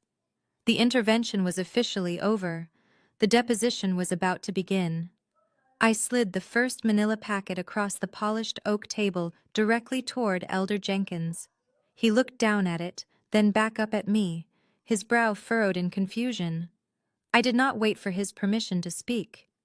Elder Jenkins, you just spoke to me about the corruption of the soul, I said, my voice cutting through the heavy silence of the boardroom like a scalpel. I suggest you open that packet and turn to page 3. Let us examine the corruption sitting at this very table. My mother let out a sharp gasp. Thomas, make her stop, she pleaded, clutching my father's arm. She is being disrespectful to the elders. My father slammed his heavy hand down on the table. Chloe, you will close your mouth and show some reverence, he commanded, his face flushing a dangerous shade of red. I am the head of this church, and I will not allow you to interrogate my board members. I did not even blink. I kept my eyes locked on Elder Jenkins as he slowly put on his reading glasses and opened the folder. The room grew dead quiet as his eyes scanned the highlighted sections of the commercial loan agreement. I watched his expression shift from stern disappointment to absolute, unadulterated shock. What you are looking at? Elder Jenkins is a durable power of attorney, I explained calmly, making sure every word echoed clearly in the large room. 5 years ago, I was in the intensive care unit with a ruptured appendix. My mother had me sign that proxy so she could handle my apartment lease while I was heavily medicated. She kept the document, altered the dates, and used it last month to illegally co-sign a $120,000 commercial loan using my personal trust fund as the collateral. Elder Jenkins looked up, his face pale. Reverend Thomas, what is she talking about? He asked, his voice trembling slightly. Is this true? It was a family matter, my father barked, trying to maintain his authoritative posture. We were securing a temporary bridge loan for Connor. The money was always going to be paid back. Chloe is exaggerating a simple administrative misunderstanding. I turned my gaze down the table to the senior deacon, who had been sweating profusely since I opened my briefcase. I slid a second packet across the table, stopping it right in front of his folded hands. It is not a misunderstanding, Deacon, I said softly. Is it? The deacon stared at the paper like it was a live grenade. He knew exactly what was on that page. It was a blown-up high-resolution image of his own notary seal stamped directly next to my forged signature. You notarized a 5-year-old medical proxy? I continued, my tone perfectly even but completely merciless. You knew I was not in the hospital last month. You knew that document was legally void, yet you stamped it anyway to help my father secure a fraudulent loan. You committed a state felony, Deacon. The boardroom erupted. 2 of the other elders stood up, shouting over each other. Elder Jenkins pulled off his glasses, looking at my father with absolute disgust. Reverend, you forged your own daughter's signature to take out a loan, Jenkins demanded. You brought us into this room to pressure her into dropping a federal investigation to save your own skin. My father stood up, towering over the table. Do not question my leadership, Jenkins, my father roared. I built this church. I counsel these families. Connor's tech business hit a rough patch, and I did what any protective father would do to save his daughter's marriage. I laughed. The sound was cold and sharp, instantly silencing the room. A tech business, I repeated. I reached into my briefcase one last time and pulled out the private investigator's dossier. I tossed it right into the center of the table. Connor does not have a tech business, I announced to the room. That folder contains the wire transfers showing exactly where the bank's money went. $40,000 to an offshore cryptocurrency casino. $35,000 to pay off secret high-interest credit cards, and $12,000 to lease a luxury apartment in Miami for his mistress. That is what you are protecting, gentlemen. A pastor who steals from his own flesh and blood to fund his son-in-law's gambling addiction and infidelity. My mother buried her face in her hands, letting out a genuine wail of despair this time. The illusion was completely shattered. The elders were staring at my father not as a spiritual leader, but as a criminal liability. My father realized he had lost the room. The mask of the righteous patriarch finally slipped, revealing the terrified, narcissistic man underneath. He pointed a shaking finger at me, his eyes burning with pure hatred. "You arrogant, ungrateful wretch," he spat, abandoning any pretense of pastoral grace. "You think you can destroy me in my own church? You think freezing those accounts makes you the winner?" Brianna already ruined the surprise in your lobby, but she was entirely right. I do not need your money. I am closing on Big Mama's house this Friday at noon. The private developer is paying in cash. I am going to clear the bank debt before the deadline. Your little fraud claim will completely disappear, and you will be left with absolutely nothing but your spite. I looked at him for the long, quiet moment. He was so desperate to maintain control, so desperate to prove he was still the smartest man in the room. I slowly stood up and buttoned my suit jacket. I closed my leather briefcase and snapped the gold latches shut. "We will see you on Friday, Dad," I said smoothly. I looked at the men around the table one last time. "Deacon, I highly suggest you retain a defense attorney. Attorney Sterling has already forwarded your notary information to the state licensing board. Good evening, gentlemen." I turned my back on them and walked out of the conference room. I did not look back, not even when I heard Elder Jenkins begin to shout at my father. I walked down the long carpeted hallway of the church, pushed open the heavy wooden double doors, and stepped out into the cool night air. The psychological warfare was officially over. Now it was time to execute the final legal maneuver. By Thursday night, I was sitting in my home office with a glass of red wine reviewing county property records on my desktop monitor. Attorney Sterling was on speakerphone, his voice crackling slightly over the line. "The county clerk just finalized the transfer," Chloe Sterling confirmed. "The deed is officially recorded under your holding company." I took a slow sip of my wine, staring at the digital seal on the property deed. It was the absolute perfect trap. My father thought he was the undisputed executor of Big Mama's estate. When my grandmother passed away, she had left her historic brick home in a generational trust, naming my father as the trustee. But my parents had spent the last 3 years funneling every spare dollar they had into Brianna's lifestyle. To keep up appearances, they had quietly stopped paying the property taxes on Big Mama's house. The house had gone into pre-foreclosure 6 months ago. My father, in his arrogance, thought he could quietly sell the property to a private developer, pay off the back taxes at closing, use the remaining cash to cover Connor's fraudulent loan, and walk away clean. He had absolutely no idea that I was the private developer. Because I was a licensed real estate broker, I had access to the county's pre-foreclosure listings. The moment I saw my grandmother's address on the tax lien registry, my LLC swooped in and bought the lien outright. But the true masterstroke was the trust clause. Big Mama's trust explicitly stated that if the acting executor breached his fiduciary duty by committing a felony against a named beneficiary, he immediately forfeited all rights to the estate. By forging my signature to commit wire fraud, my father had legally stripped himself of his executor status. The house reverted to the next beneficiary in line. Me. The real estate agent your father hired thinks she is facilitating a standard cash closing tomorrow morning, Sterling explained over the phone. But the paperwork she is bringing to the property is actually a deed of surrender. When your father signs it, he is not selling the house. He is legally acknowledging that the property has been seized to satisfy the tax debt and the breach of trust. He is handing the keys directly to you. "And the bank?" I asked, swirling the wine in my glass. "The bank's fraud unit is standing by," Sterling replied with a hint of satisfaction in his voice. "The moment 5 o'clock hits tomorrow and the balloon payment is missed, they are issuing the formal arrest warrants for the wire fraud. Your father is walking into a burning building, Chloe, and he thinks he is holding a bucket of water." "Thank you, Richard," I said softly. "I will call you when it is done." I hung up the phone and looked out my office window. The city lights twinkled in the distance. For my entire life, I had been the family scapegoat. I was the one they pushed aside, the one they mocked, the one they expected to quietly absorb their failures. Tomorrow, I was going to take back my grandmother's legacy, and I was going to watch my toxic family lose everything they had stolen. I turned off the computer and went to sleep. It was the best night of rest I had experienced in 35 years. On Wednesday evening, the heavy wooden doors of the church conference room felt like the gates to a psychological prison.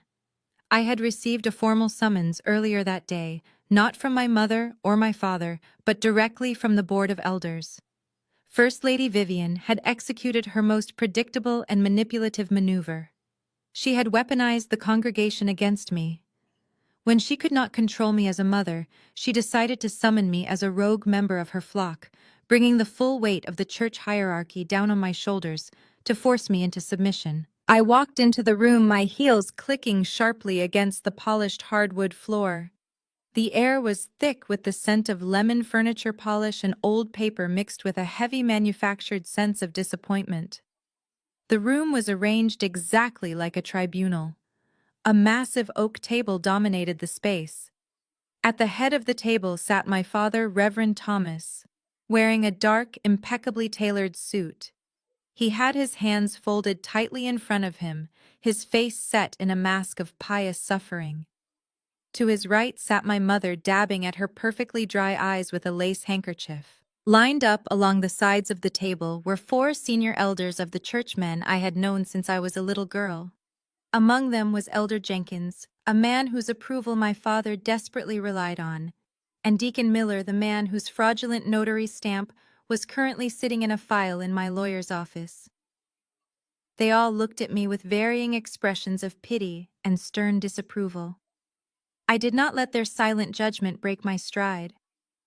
I walked to the opposite end of the table, pulled out the heavy wooden chair, and sat down. I placed my leather handbag on the floor next to me, taking a moment to smooth the front of my designer coat.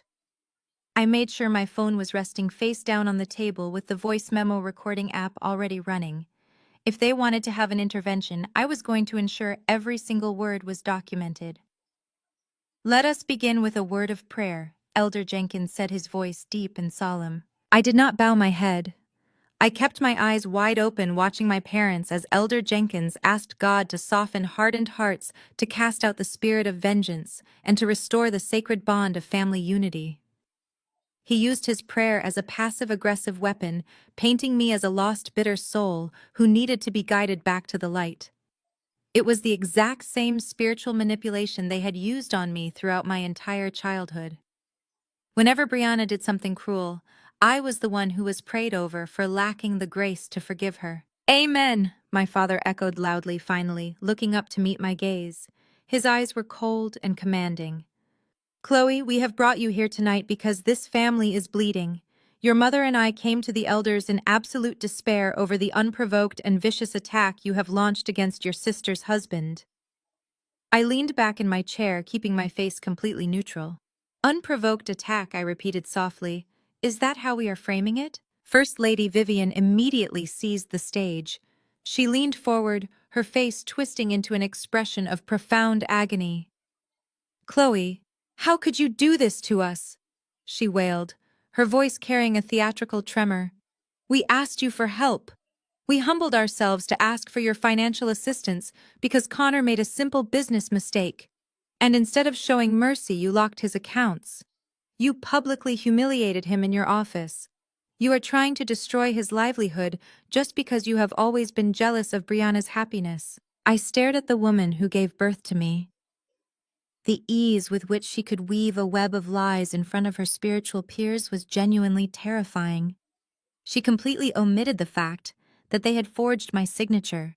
She painted the situation as a simple family disagreement, where I was using my wealth to maliciously punish my brother-in-law. "The Bible commands us to honor our father and mother." Elder Jenkins chimed in, leaning heavily on the table. "It commands us to forgive 70 times 7. You have been blessed with incredible financial success, Chloe. You have built a thriving real estate business. But what good is all that wealth if your soul is corrupted by greed and spite?" "I am not motivated by greed, Elder Jenkins," I said, my voice steady and measured.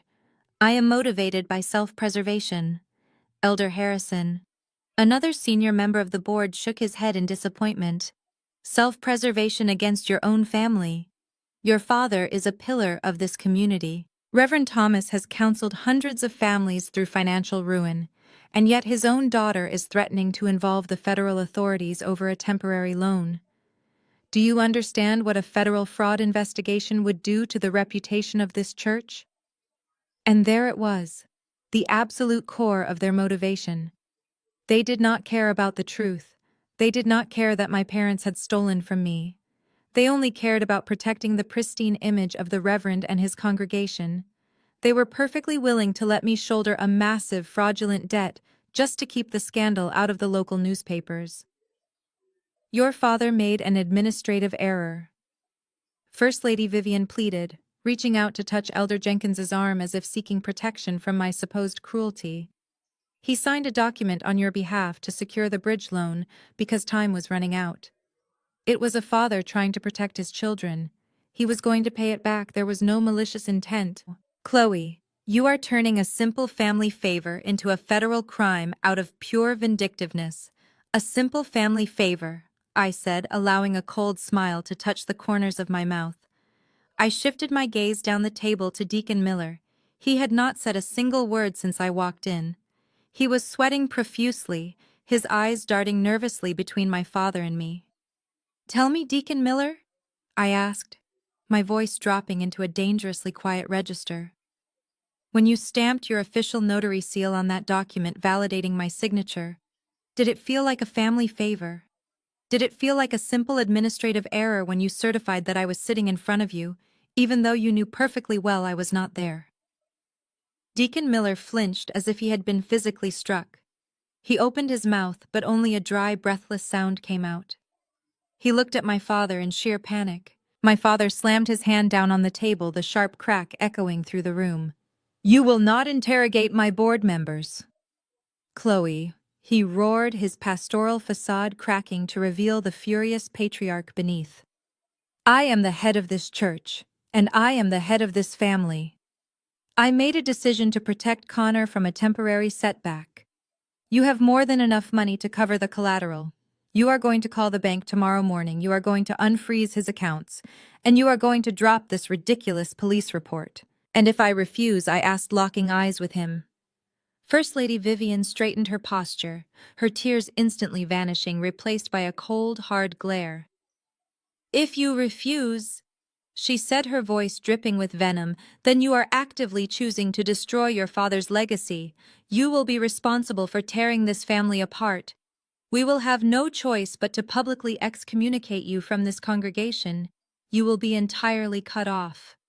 They sat there staring at me, fully believing they had backed me into an inescapable corner. They had surrounded me with authority figures layered on the spiritual guilt, and threatened me with total isolation from the only community I had ever known. They expected the weight of their collective judgment to crush my resolve. They expected the quiet, obedient daughter to lower her head, apologize for being difficult, and sacrifice her own future to maintain their perfect illusion. But I did not lower my head. I looked at the array of men sitting around the table, men who were willing to gaslight a victim just to protect an abuser's reputation. I looked at my mother, who was willing to weaponize my childhood trauma to fund her golden child's lifestyle. I looked at my father, who genuinely believed his title placed him above the law. The psychological warfare had reached its absolute peak. They had played all their cards. Now it was my turn to show them exactly what happened when you pushed an independent, self-made woman too far. I reached down to the floor, picked up my heavy leather briefcase, and placed it squarely in the center of the oak table. The room went dead silent as I unfastened the gold latches. The sharp click of the gold latches echoed loudly in the dead silent room. I rested my hands on top of the leather briefcase, preparing to open the lid. But before I could reveal the contents, my mother launched her final desperate offensive. First Lady Vivian knew exactly how I operated in business.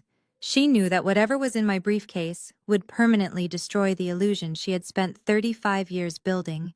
She could not let me take control of the narrative. First Lady Vivian pushed her chair back and stood up, slamming her manicured hands flat against the polished oak table. Her face contorted into a mask of pure, unadulterated rage, masquerading as maternal grief. "Do not open that bag, Chloe," she commanded, her voice trembling with a carefully calculated theatricality. "Do not sit here in the house of God and try to justify your wicked behavior with whatever worldly legal threats you brought with you. We all know exactly why you are doing this. You are not protecting your assets. You are trying to destroy your sister out of pure, bitter jealousy." I slowly moved my hands away from the briefcase. I leaned back in my chair and crossed my arms, giving her my full, undivided attention. I did not interrupt her. I wanted her to speak. My phone was resting face down on the table right next to my briefcase, silently recording every single word. "You have been jealous of Brianna since the day she was born," my mother yelled, her voice echoing off the high ceilings of the conference room. "You are 35 years old, Chloe. You live alone in a cold, empty penthouse. You have no husband to guide you. You have no children to soften your heart. You have dedicated your entire life to chasing money and corporate titles, and it has turned you into a harsh, unforgiving woman. Brianna has a beautiful marriage. She has a husband who loves her. And you simply cannot stand it. You want to bankrupt Connor, so Brianna will be just as miserable and lonely as you are." I stared at her, completely unfazed by the venom in her words. She was trying to hit every single insecurity she had programmed into me since childhood. She thought weaponizing my single status and my ambition would break my confidence and make me cry. She did not realize that I loved my life exactly the way it was. I loved my quiet penthouse. I loved my massive bank accounts. And I certainly did not envy a woman married to a broke gambling addict. When I did not react, my mother turned to the elders, waving her hand toward me as if presenting a monster. "Look at her," she cried out, fresh tears suddenly spilling down her cheeks. "Look at the absolute coldness in her eyes. She is completely devoid of the Holy Spirit. We gave her everything, and this is how she repents. She is trying to send her own brother-in-law to a federal prison." Elder Jenkins shook his head, leaning forward and looking at me with severe disapproval. "Your mother is speaking from a place of deep, profound pain, Chloe. You need to humble yourself and listen to her wisdom. A woman can acquire all the real estate and wealth in the entire world, but if she does not submit to the spiritual covering of her father, her success is entirely meaningless in the eyes of the Lord. You are acting out of order. You are stepping outside the boundaries of family hierarchy." Elder Harrison quickly chimed in, eager to prove his loyalty to my father. "You are acting like a ruthless corporate executive, not a daughter of this church. We are not asking you to forgive your family, Chloe. We are ordering you to do it. As your spiritual leaders, we are telling you to drop this worldly legal action. If you proceed with this police report against your own family, you are proving that your heart is utterly corrupted by the devil." I let them talk. I sat there in total silence, absorbing their toxic words, not with the pain of a wounded daughter, but with the clinical detached focus of a prosecutor gathering evidence. They were digging a hole so deep there would be absolutely no climbing out. Every word they spoke was solidifying my legal case. They were openly admitting that they knew about the police report, and they were using religious authority and emotional abuse to force me to withdraw it. In the eyes of the law, this was not a pastoral counseling session. This was textbook witness tampering and coercion. My father saw my silence as submission. He thought the combined weight of my mother's screaming and the elders' condemnation had finally broken my spirit. Reverend Thomas adjusted his suit jacket, cleared his throat, and assumed his role as the ultimate authority figure in the room.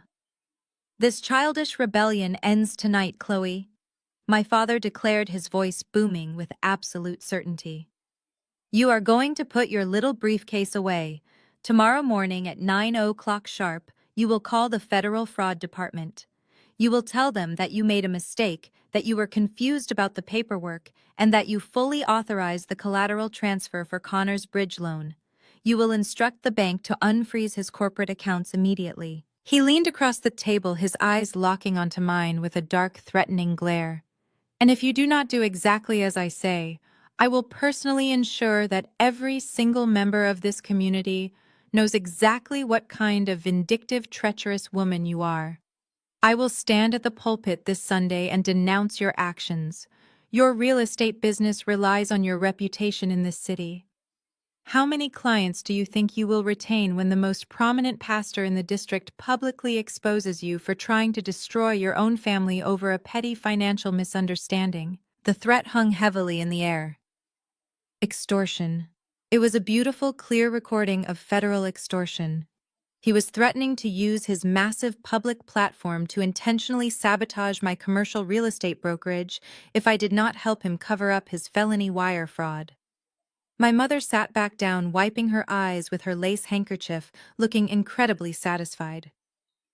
The elders nodded in solemn agreement, fully endorsing my father's blackmail. They truly believed they had won. They thought they had successfully boxed me in, leaving me with no choice but to surrender my trust fund to save my career and my standing in the community. I slowly picked up my phone from the table.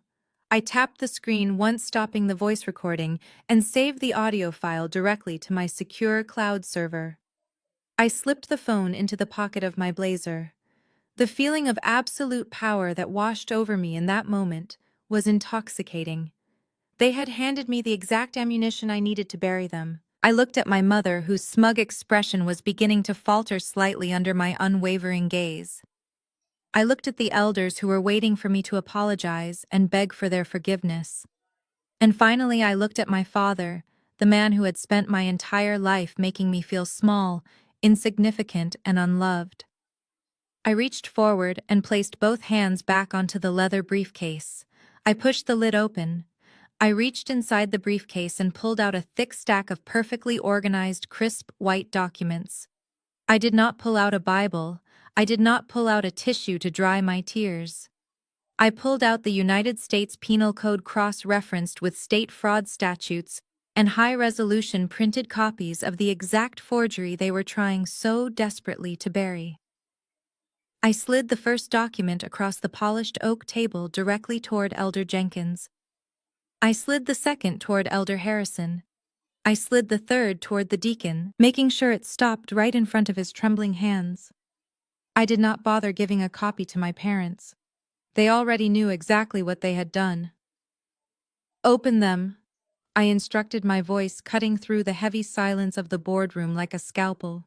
Elder Jenkins hesitated for a fraction of a second before he reached out and flipped open the cover. Elder Harrison followed suit.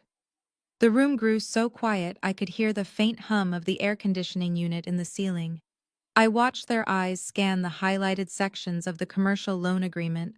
I watched as their expressions shifted from stern pastoral disappointment to absolute unadulterated shock. "You are sitting here demanding that I submit to my father's spiritual covering," I said, keeping my posture relaxed and my tone entirely conversational. "You are telling me that my success is meaningless if I do not obey him. But what my father actually needs right now is legal cover. 5 years ago, I was lying in a hospital intensive care unit recovering from emergency surgery.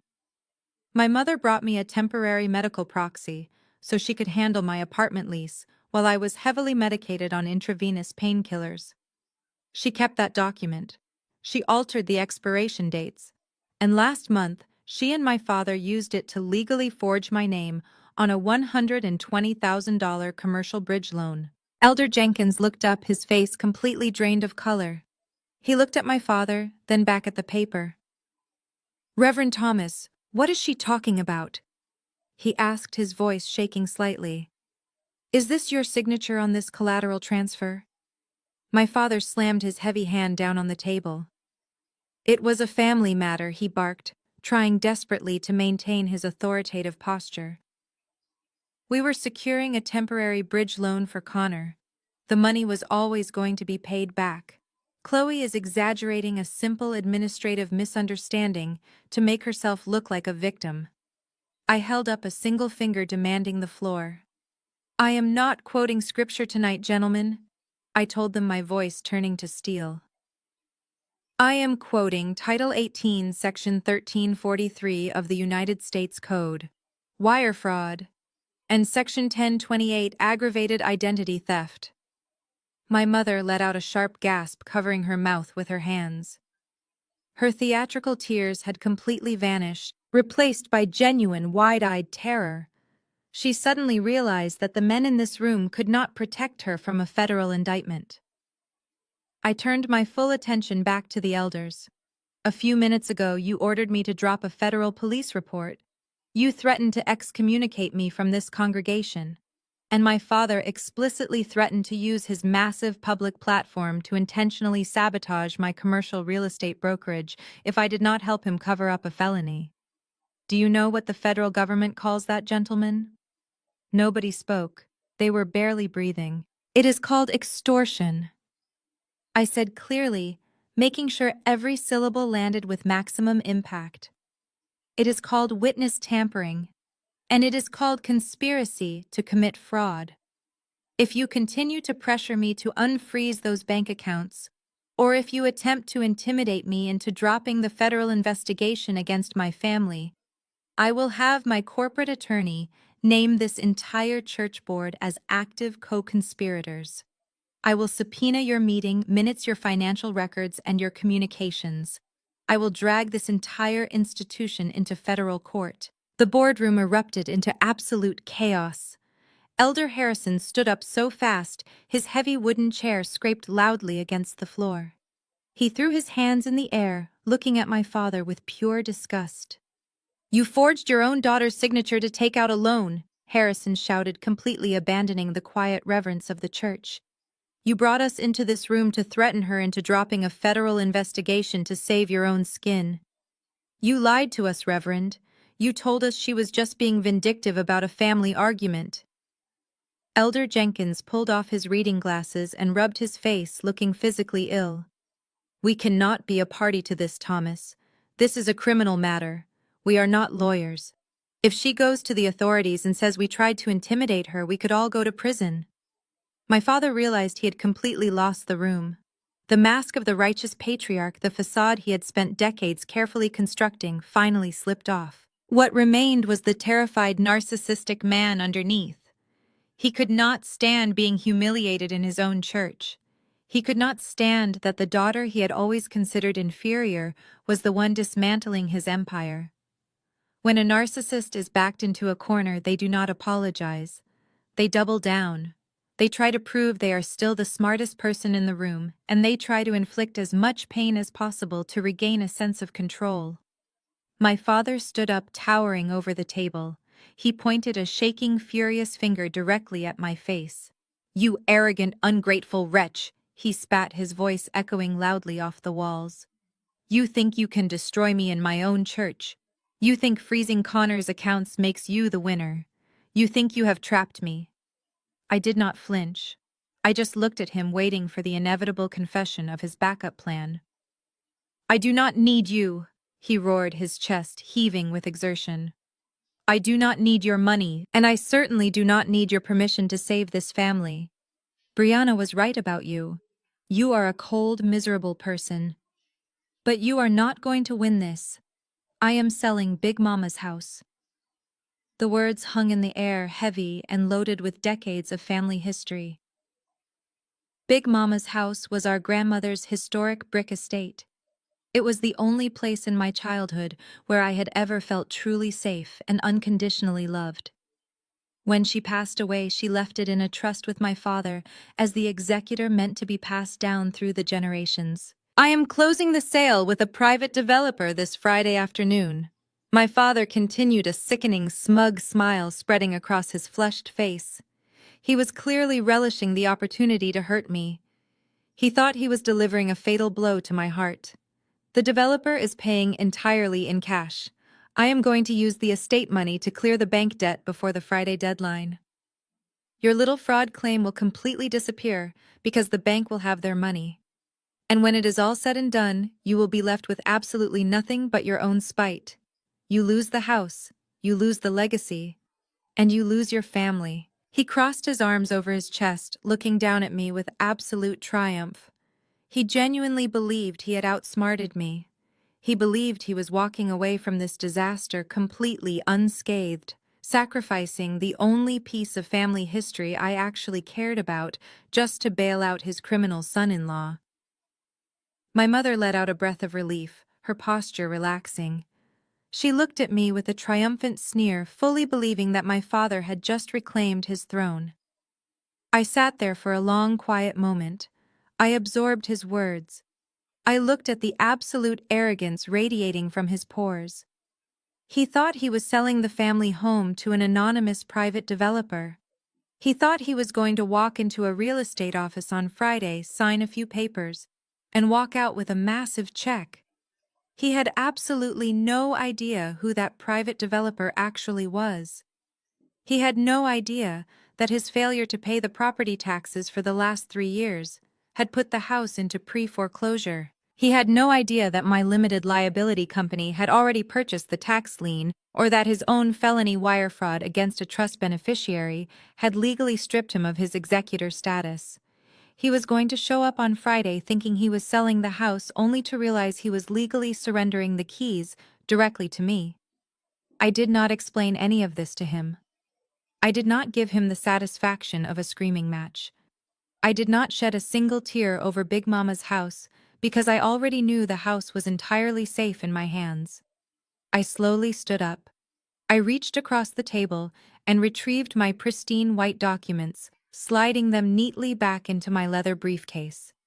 I snapped the gold latches shut. The sharp, decisive sound signaled the absolute end of the conversation.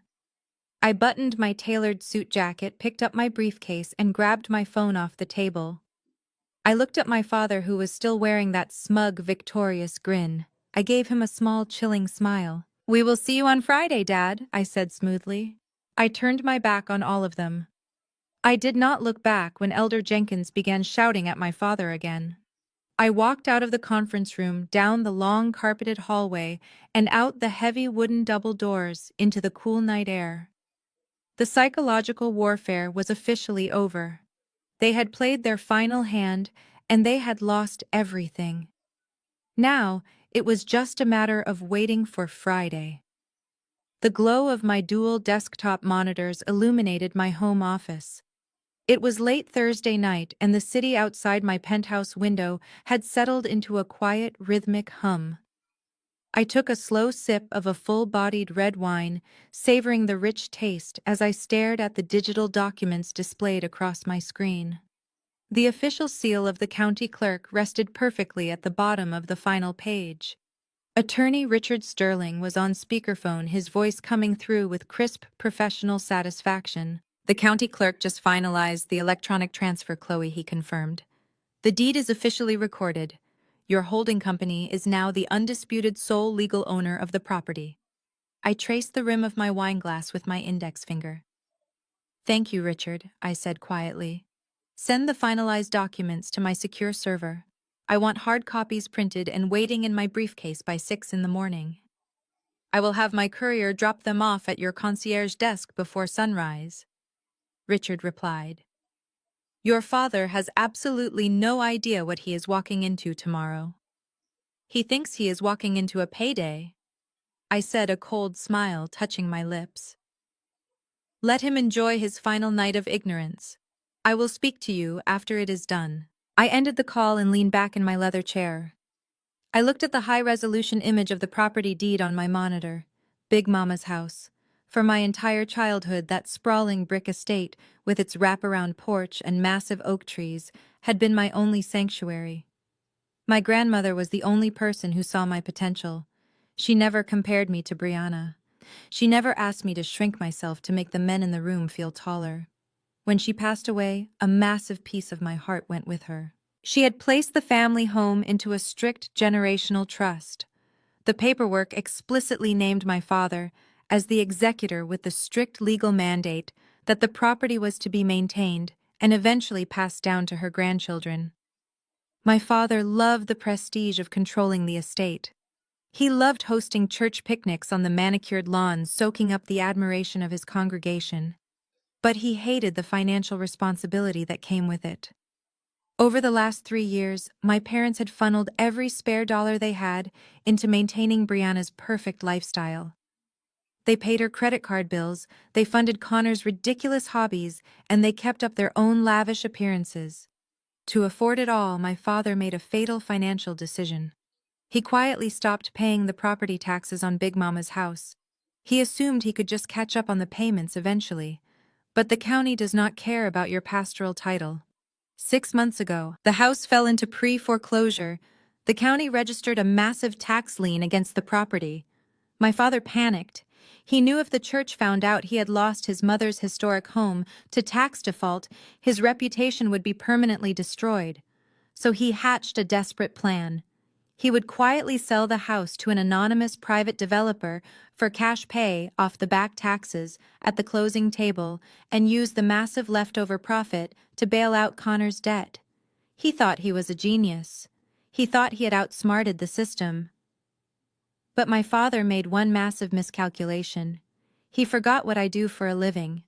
As a licensed luxury real estate broker, my firm routinely monitors county tax lien registries for investment opportunities. The moment my grandmother's address popped up on the pre-foreclosure list, my automated system flagged it. I did not call my father to ask him about it. I did not offer to help. Instead, I quietly deployed my limited liability holding company. I swooped in and purchased the tax lien outright, paying the county every single dime my father owed them. That action alone gave me immense leverage. But the true masterstroke, the legal trap that sealed his fate, was buried deep inside the original trust document. Big Mama was a very smart woman. She had her lawyers insert a strict fiduciary clause. The trust explicitly stated that if the acting executor breached his legal duty to the beneficiaries by committing fraud, theft, or any felony against them, he immediately forfeited all rights to the estate. The property would instantly bypass him and revert directly to the next named beneficiary. By forging my signature to steal $120,000, my father had committed federal wire fraud against me. That single arrogant act legally stripped him of his executor status. He no longer had the right to sell the house. He no longer had the right to step foot on the lawn. I was the private developer. I was the buyer his real estate agent had been negotiating with for the last 3 weeks. My father thought he was showing up tomorrow to sign a lucrative sales contract. He had no idea the paperwork waiting for him was actually a deed of surrender, a legal acknowledgement that the property had been seized to satisfy his tax debt and his breach of trust. I finished my wine, turned off my monitors, and went to bed. I slept deeply and peacefully, completely undisturbed by the destruction I was about to unleash. Friday morning arrived with a crisp, cool breeze and bright, unforgiving sunlight. I dressed with meticulous care. I chose a sharp, tailored navy blue pantsuit that commanded authority, paired with comfortable but expensive leather loafers. I pulled my hair back into a flawless, tight bun. Today was not about looking aggressive. It was about looking like the absolute owner of the estate. I drove across town, leaving the glittering glass of the financial district behind and entering the quiet tree-lined streets of the historic neighborhood. I arrived at Big Mama's house a full hour before the scheduled meeting. I did not park my car in the driveway. I drove around to the back alley and parked my vehicle out of sight, tucked behind the old detached garage. I unlocked the back door using the spare key Big Mama had given me when I was 16. I walked into the house. It smelled faintly of dust and old wood, but the bones of the home were still magnificently strong.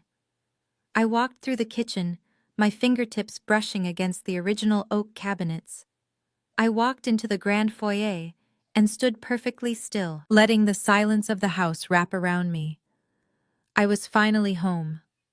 I unlocked the heavy front door, leaving it perfectly shut, and positioned myself in the front parlor, completely hidden from the windows, but with a clear view of the driveway.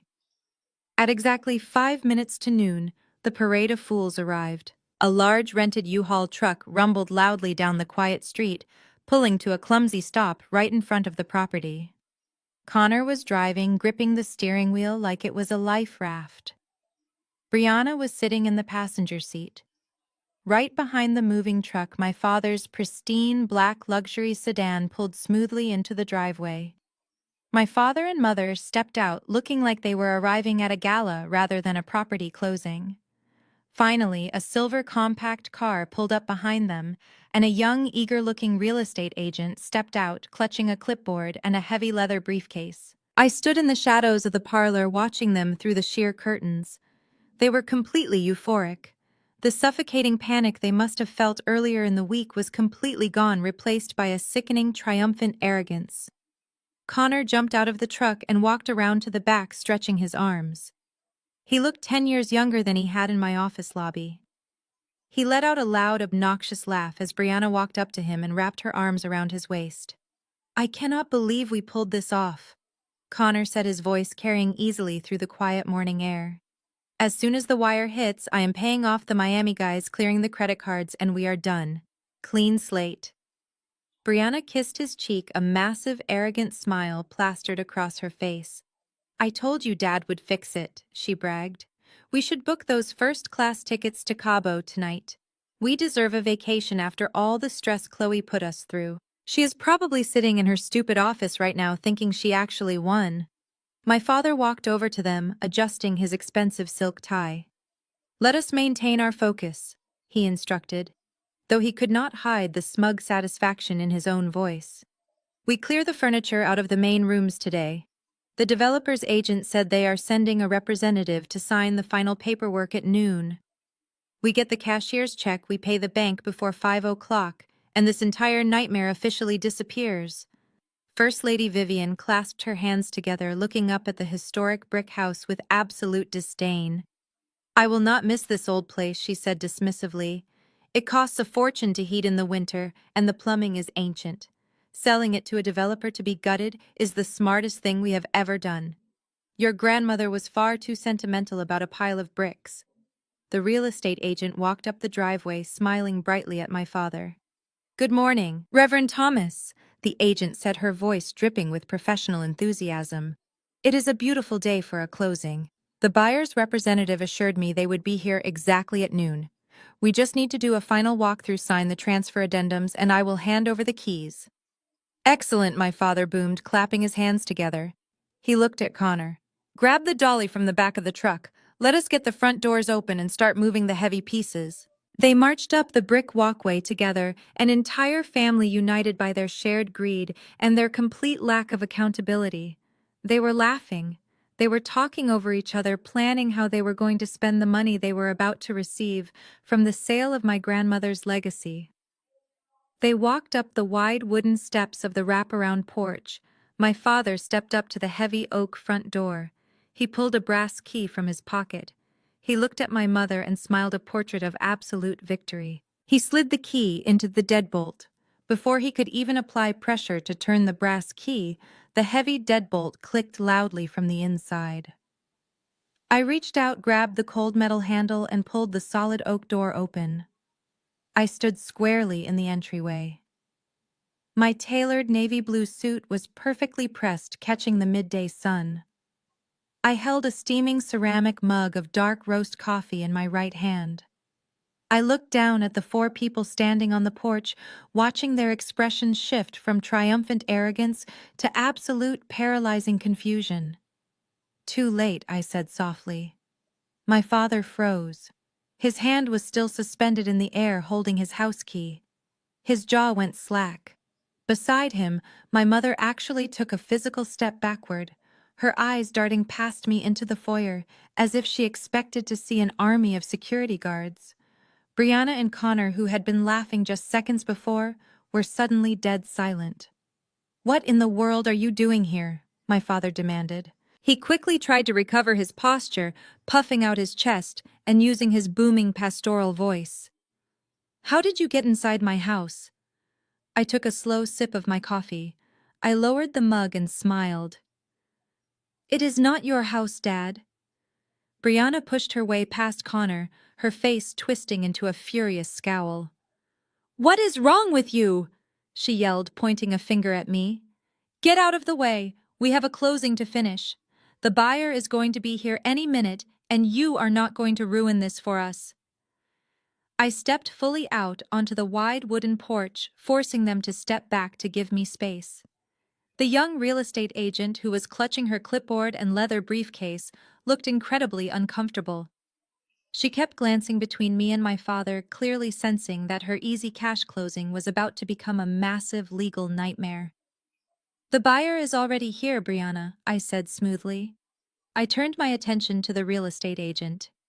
"Good afternoon. You are the listing agent hired by Reverend Thomas, correct?" "Yes," the agent stammered, adjusting her glasses. "I am here to facilitate the final paperwork for the anonymous private developer." I reached inside the inner pocket of my suit jacket.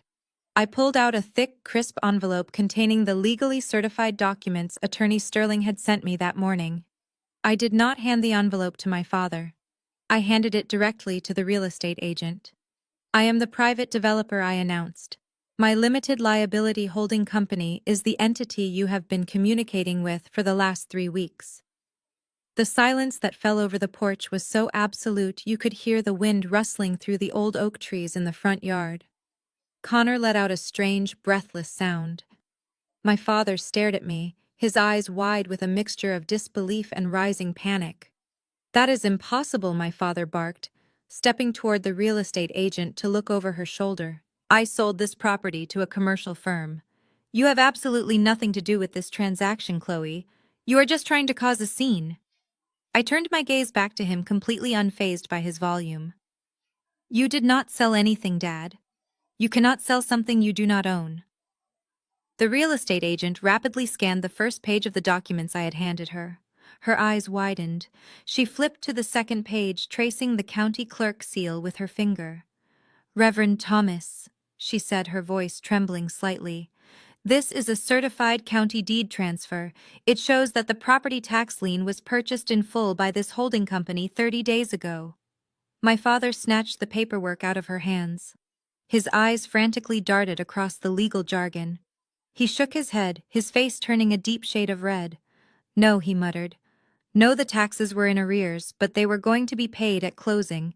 That was the entire point of the sale. We negotiated that the back taxes would be deducted from the final cash payout."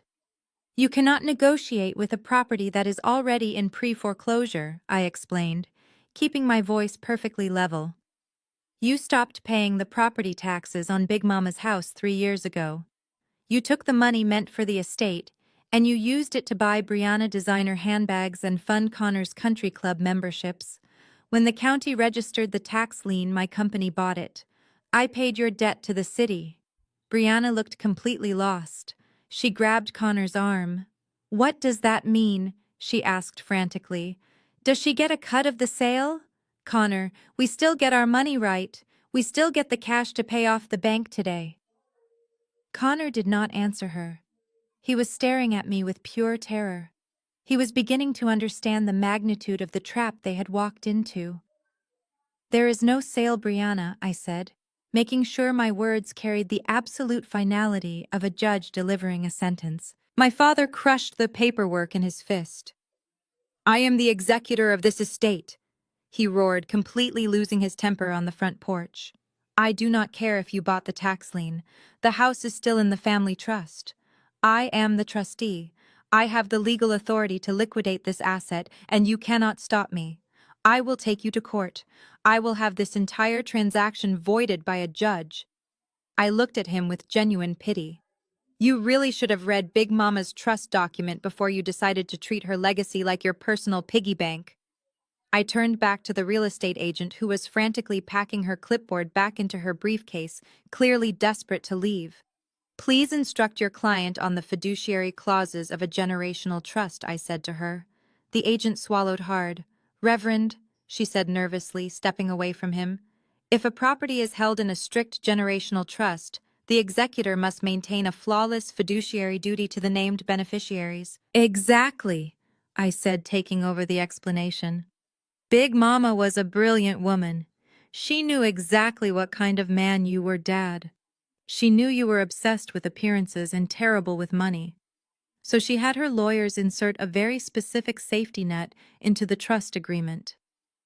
The clause explicitly states, that if the acting executor breaches his legal duty by committing theft, fraud, or any felony against a named beneficiary, he immediately forfeits all rights to the estate.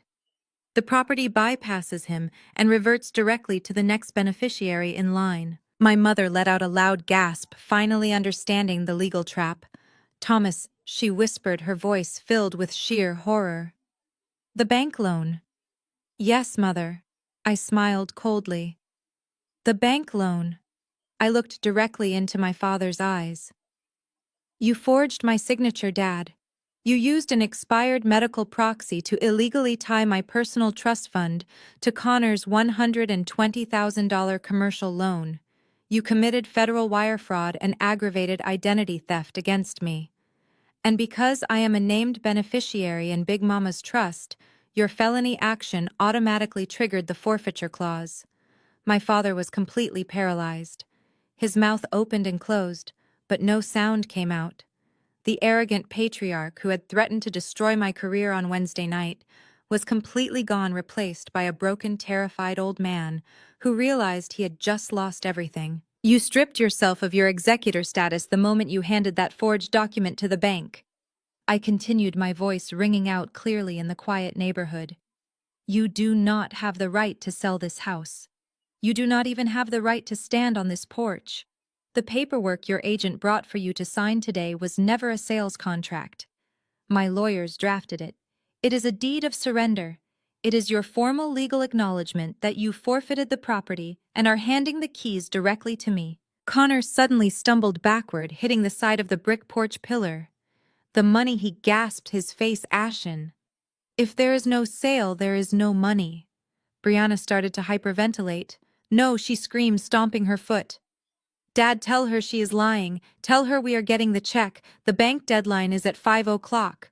If we do not pay the $30,000 balloon payment today, the bank is going to call the police. Connor is going to go to jail." First Lady Vivian rushed over to Brianna, trying to hush her, but the damage was already done. The real estate agent looked absolutely horrified. She realized she had been hired by a man who was actively trying to cover up a federal crime.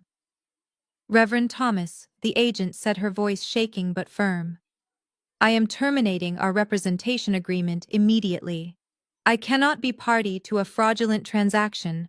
I strongly advise you to contact a criminal defense attorney." She turned around and practically sprinted down the driveway toward her silver compact car. She did not look back. She threw her briefcase into the passenger seat, started the engine, and sped away, leaving my family completely stranded on the porch with the wreckage of their own consequences. I took another sip of my coffee. The warm liquid felt incredibly satisfying. I looked at my watch. It was 12:15 in the afternoon. "You have 4 hours and 45 minutes until the bank officially triggers the default sequence on your fraudulent loan," I told them. "When that happens, the federal fraud unit is going to freeze every single asset tied to your names. They are going to issue warrants for the forged signatures.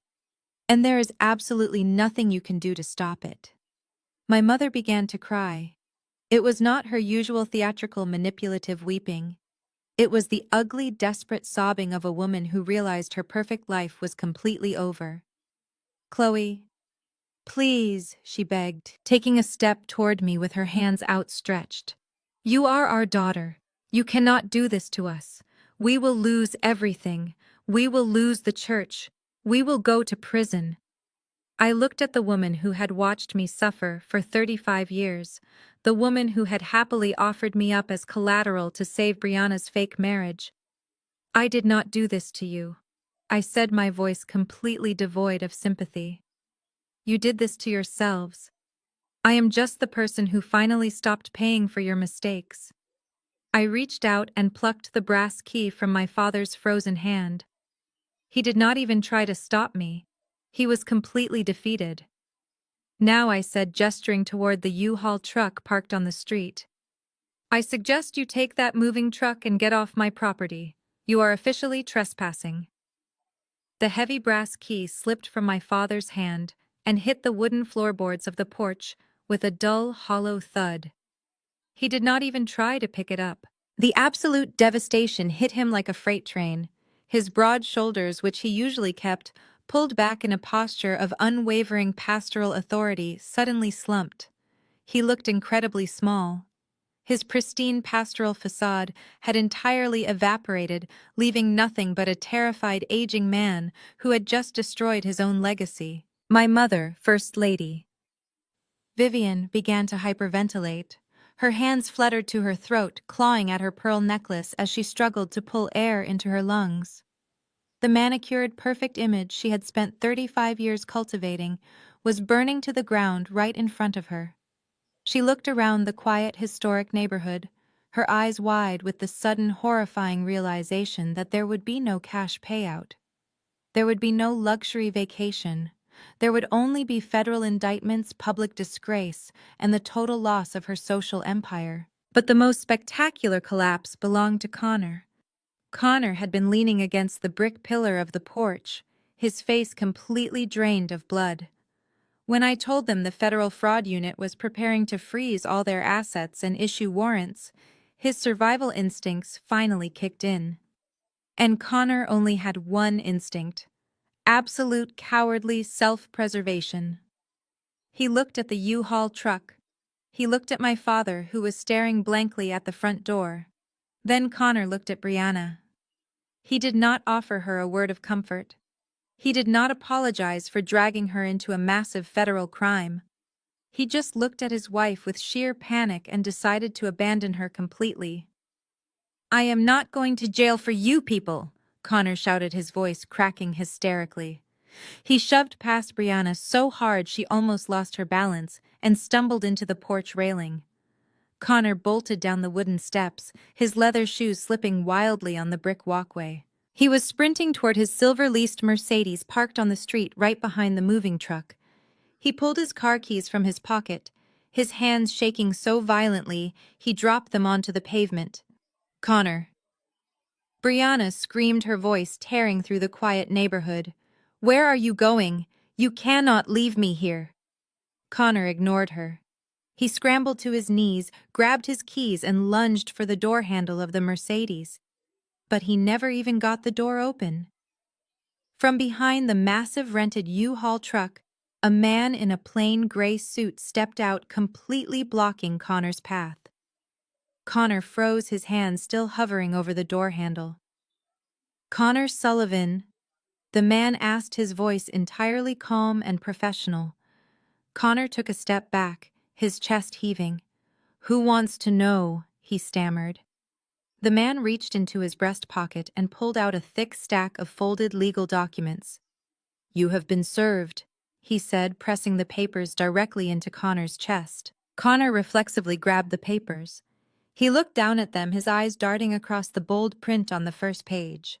It was a petition for the dissolution of marriage, divorce papers. Brianna had quietly drafted them the very afternoon I exposed Connor's Miami mistress in my brokerage lobby. She had smiled in his face, slept in the same bed with him, and rode in the passenger seat of that moving truck today, fully intending to take her half of the stolen estate money and then immediately serve him with divorce papers. She wanted to secure the cash before she kicked him to the curb.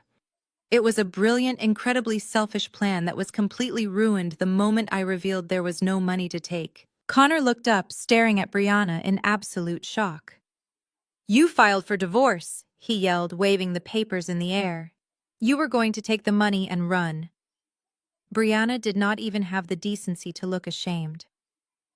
"I am not staying married to a broke loser who spends my money on a mistress," she screamed right back at him from the porch. But the process server was not alone. As Connor stood there holding his divorce papers, two more men stepped out from the shadows of the detached garage at the end of the driveway. They were wearing dark windbreakers with the letters FBI printed in bold yellow font across the back. Connor Sullivan and Thomas Brooks, the lead agent, announced, walking briskly up the driveway with his hand resting near his duty belt. "We have federal warrants for your arrest on charges of wire fraud, aggravated identity theft, and conspiracy to commit bank fraud." Connor dropped the divorce papers onto the driveway. He looked left, then right, like a cornered animal calculating a route of escape. But there was nowhere to run. The second federal agent grabbed Connor by the arm, spun him around, and slammed him against the side of his leased Mercedes. The sharp metallic click of handcuffs echoed loudly through the street. On the porch, my father let out a low, agonizing groan. He slowly sank to his knees, burying his face in his hands. He did not run. He did not fight. When the lead federal agent walked up the wooden steps and asked him to place his hands behind his back, Reverend Thomas quietly complied. The powerful commanding pastor of the largest congregation in the district was reduced to a weeping, broken man being led away in irons.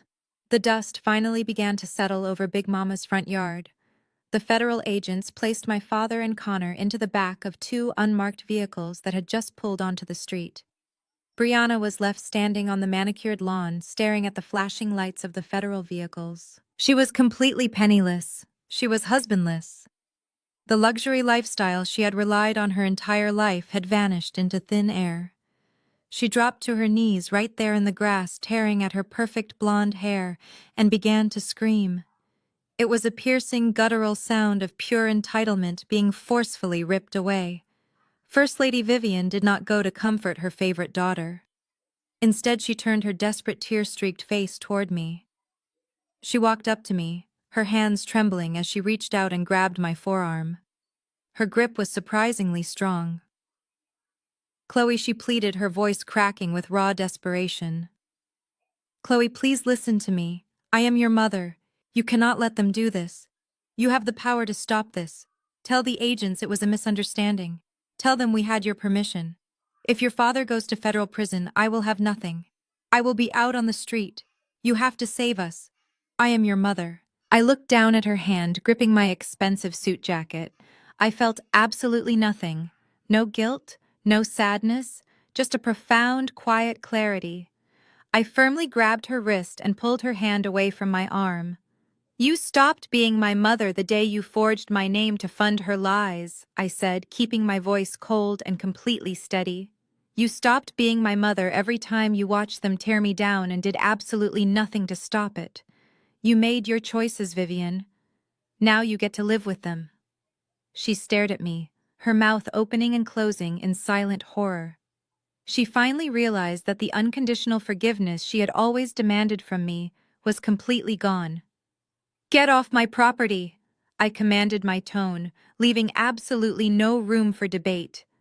"Get off my property before I have the agents arrest you for trespassing." Vivian stumbled backward.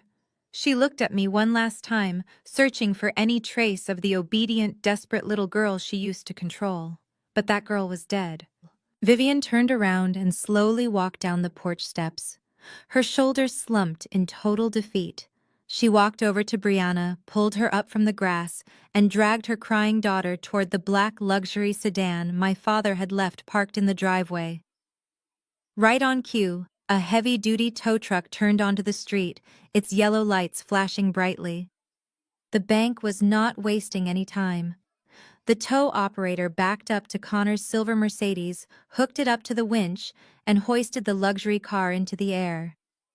I stood on the wide wooden porch of Big Mama's house and watched the entire scene unfold. I watched the tow truck drive away with Connor's fake wealth. I watched the federal agents drive away with my father's stolen dignity. And finally, I watched my mother slowly back the black sedan out of the driveway, taking my screaming sister away from my life forever. The street grew perfectly quiet. The heavy, suffocating weight I had carried in my chest for 35 years was completely gone. I turned around and walked through the heavy oak front door. I stepped into the grand foyer of my grandmother's house. The late afternoon sun was filtering through the stained glass window above the door, casting warm golden light across the hardwood floor. I reached out and ran my hand along the smooth, polished wood of the antique banister. I could almost feel my grandmother's presence, a warm and protective embrace wrapping around my shoulders. I was home. I walked into the front parlor, set my briefcase down on the antique coffee table, and opened my laptop. I had a multi-million-dollar commercial real estate empire to run, a historic estate to restore, and a magnificent future to build. I was completely cut off from their toxicity. I was phenomenally wealthy.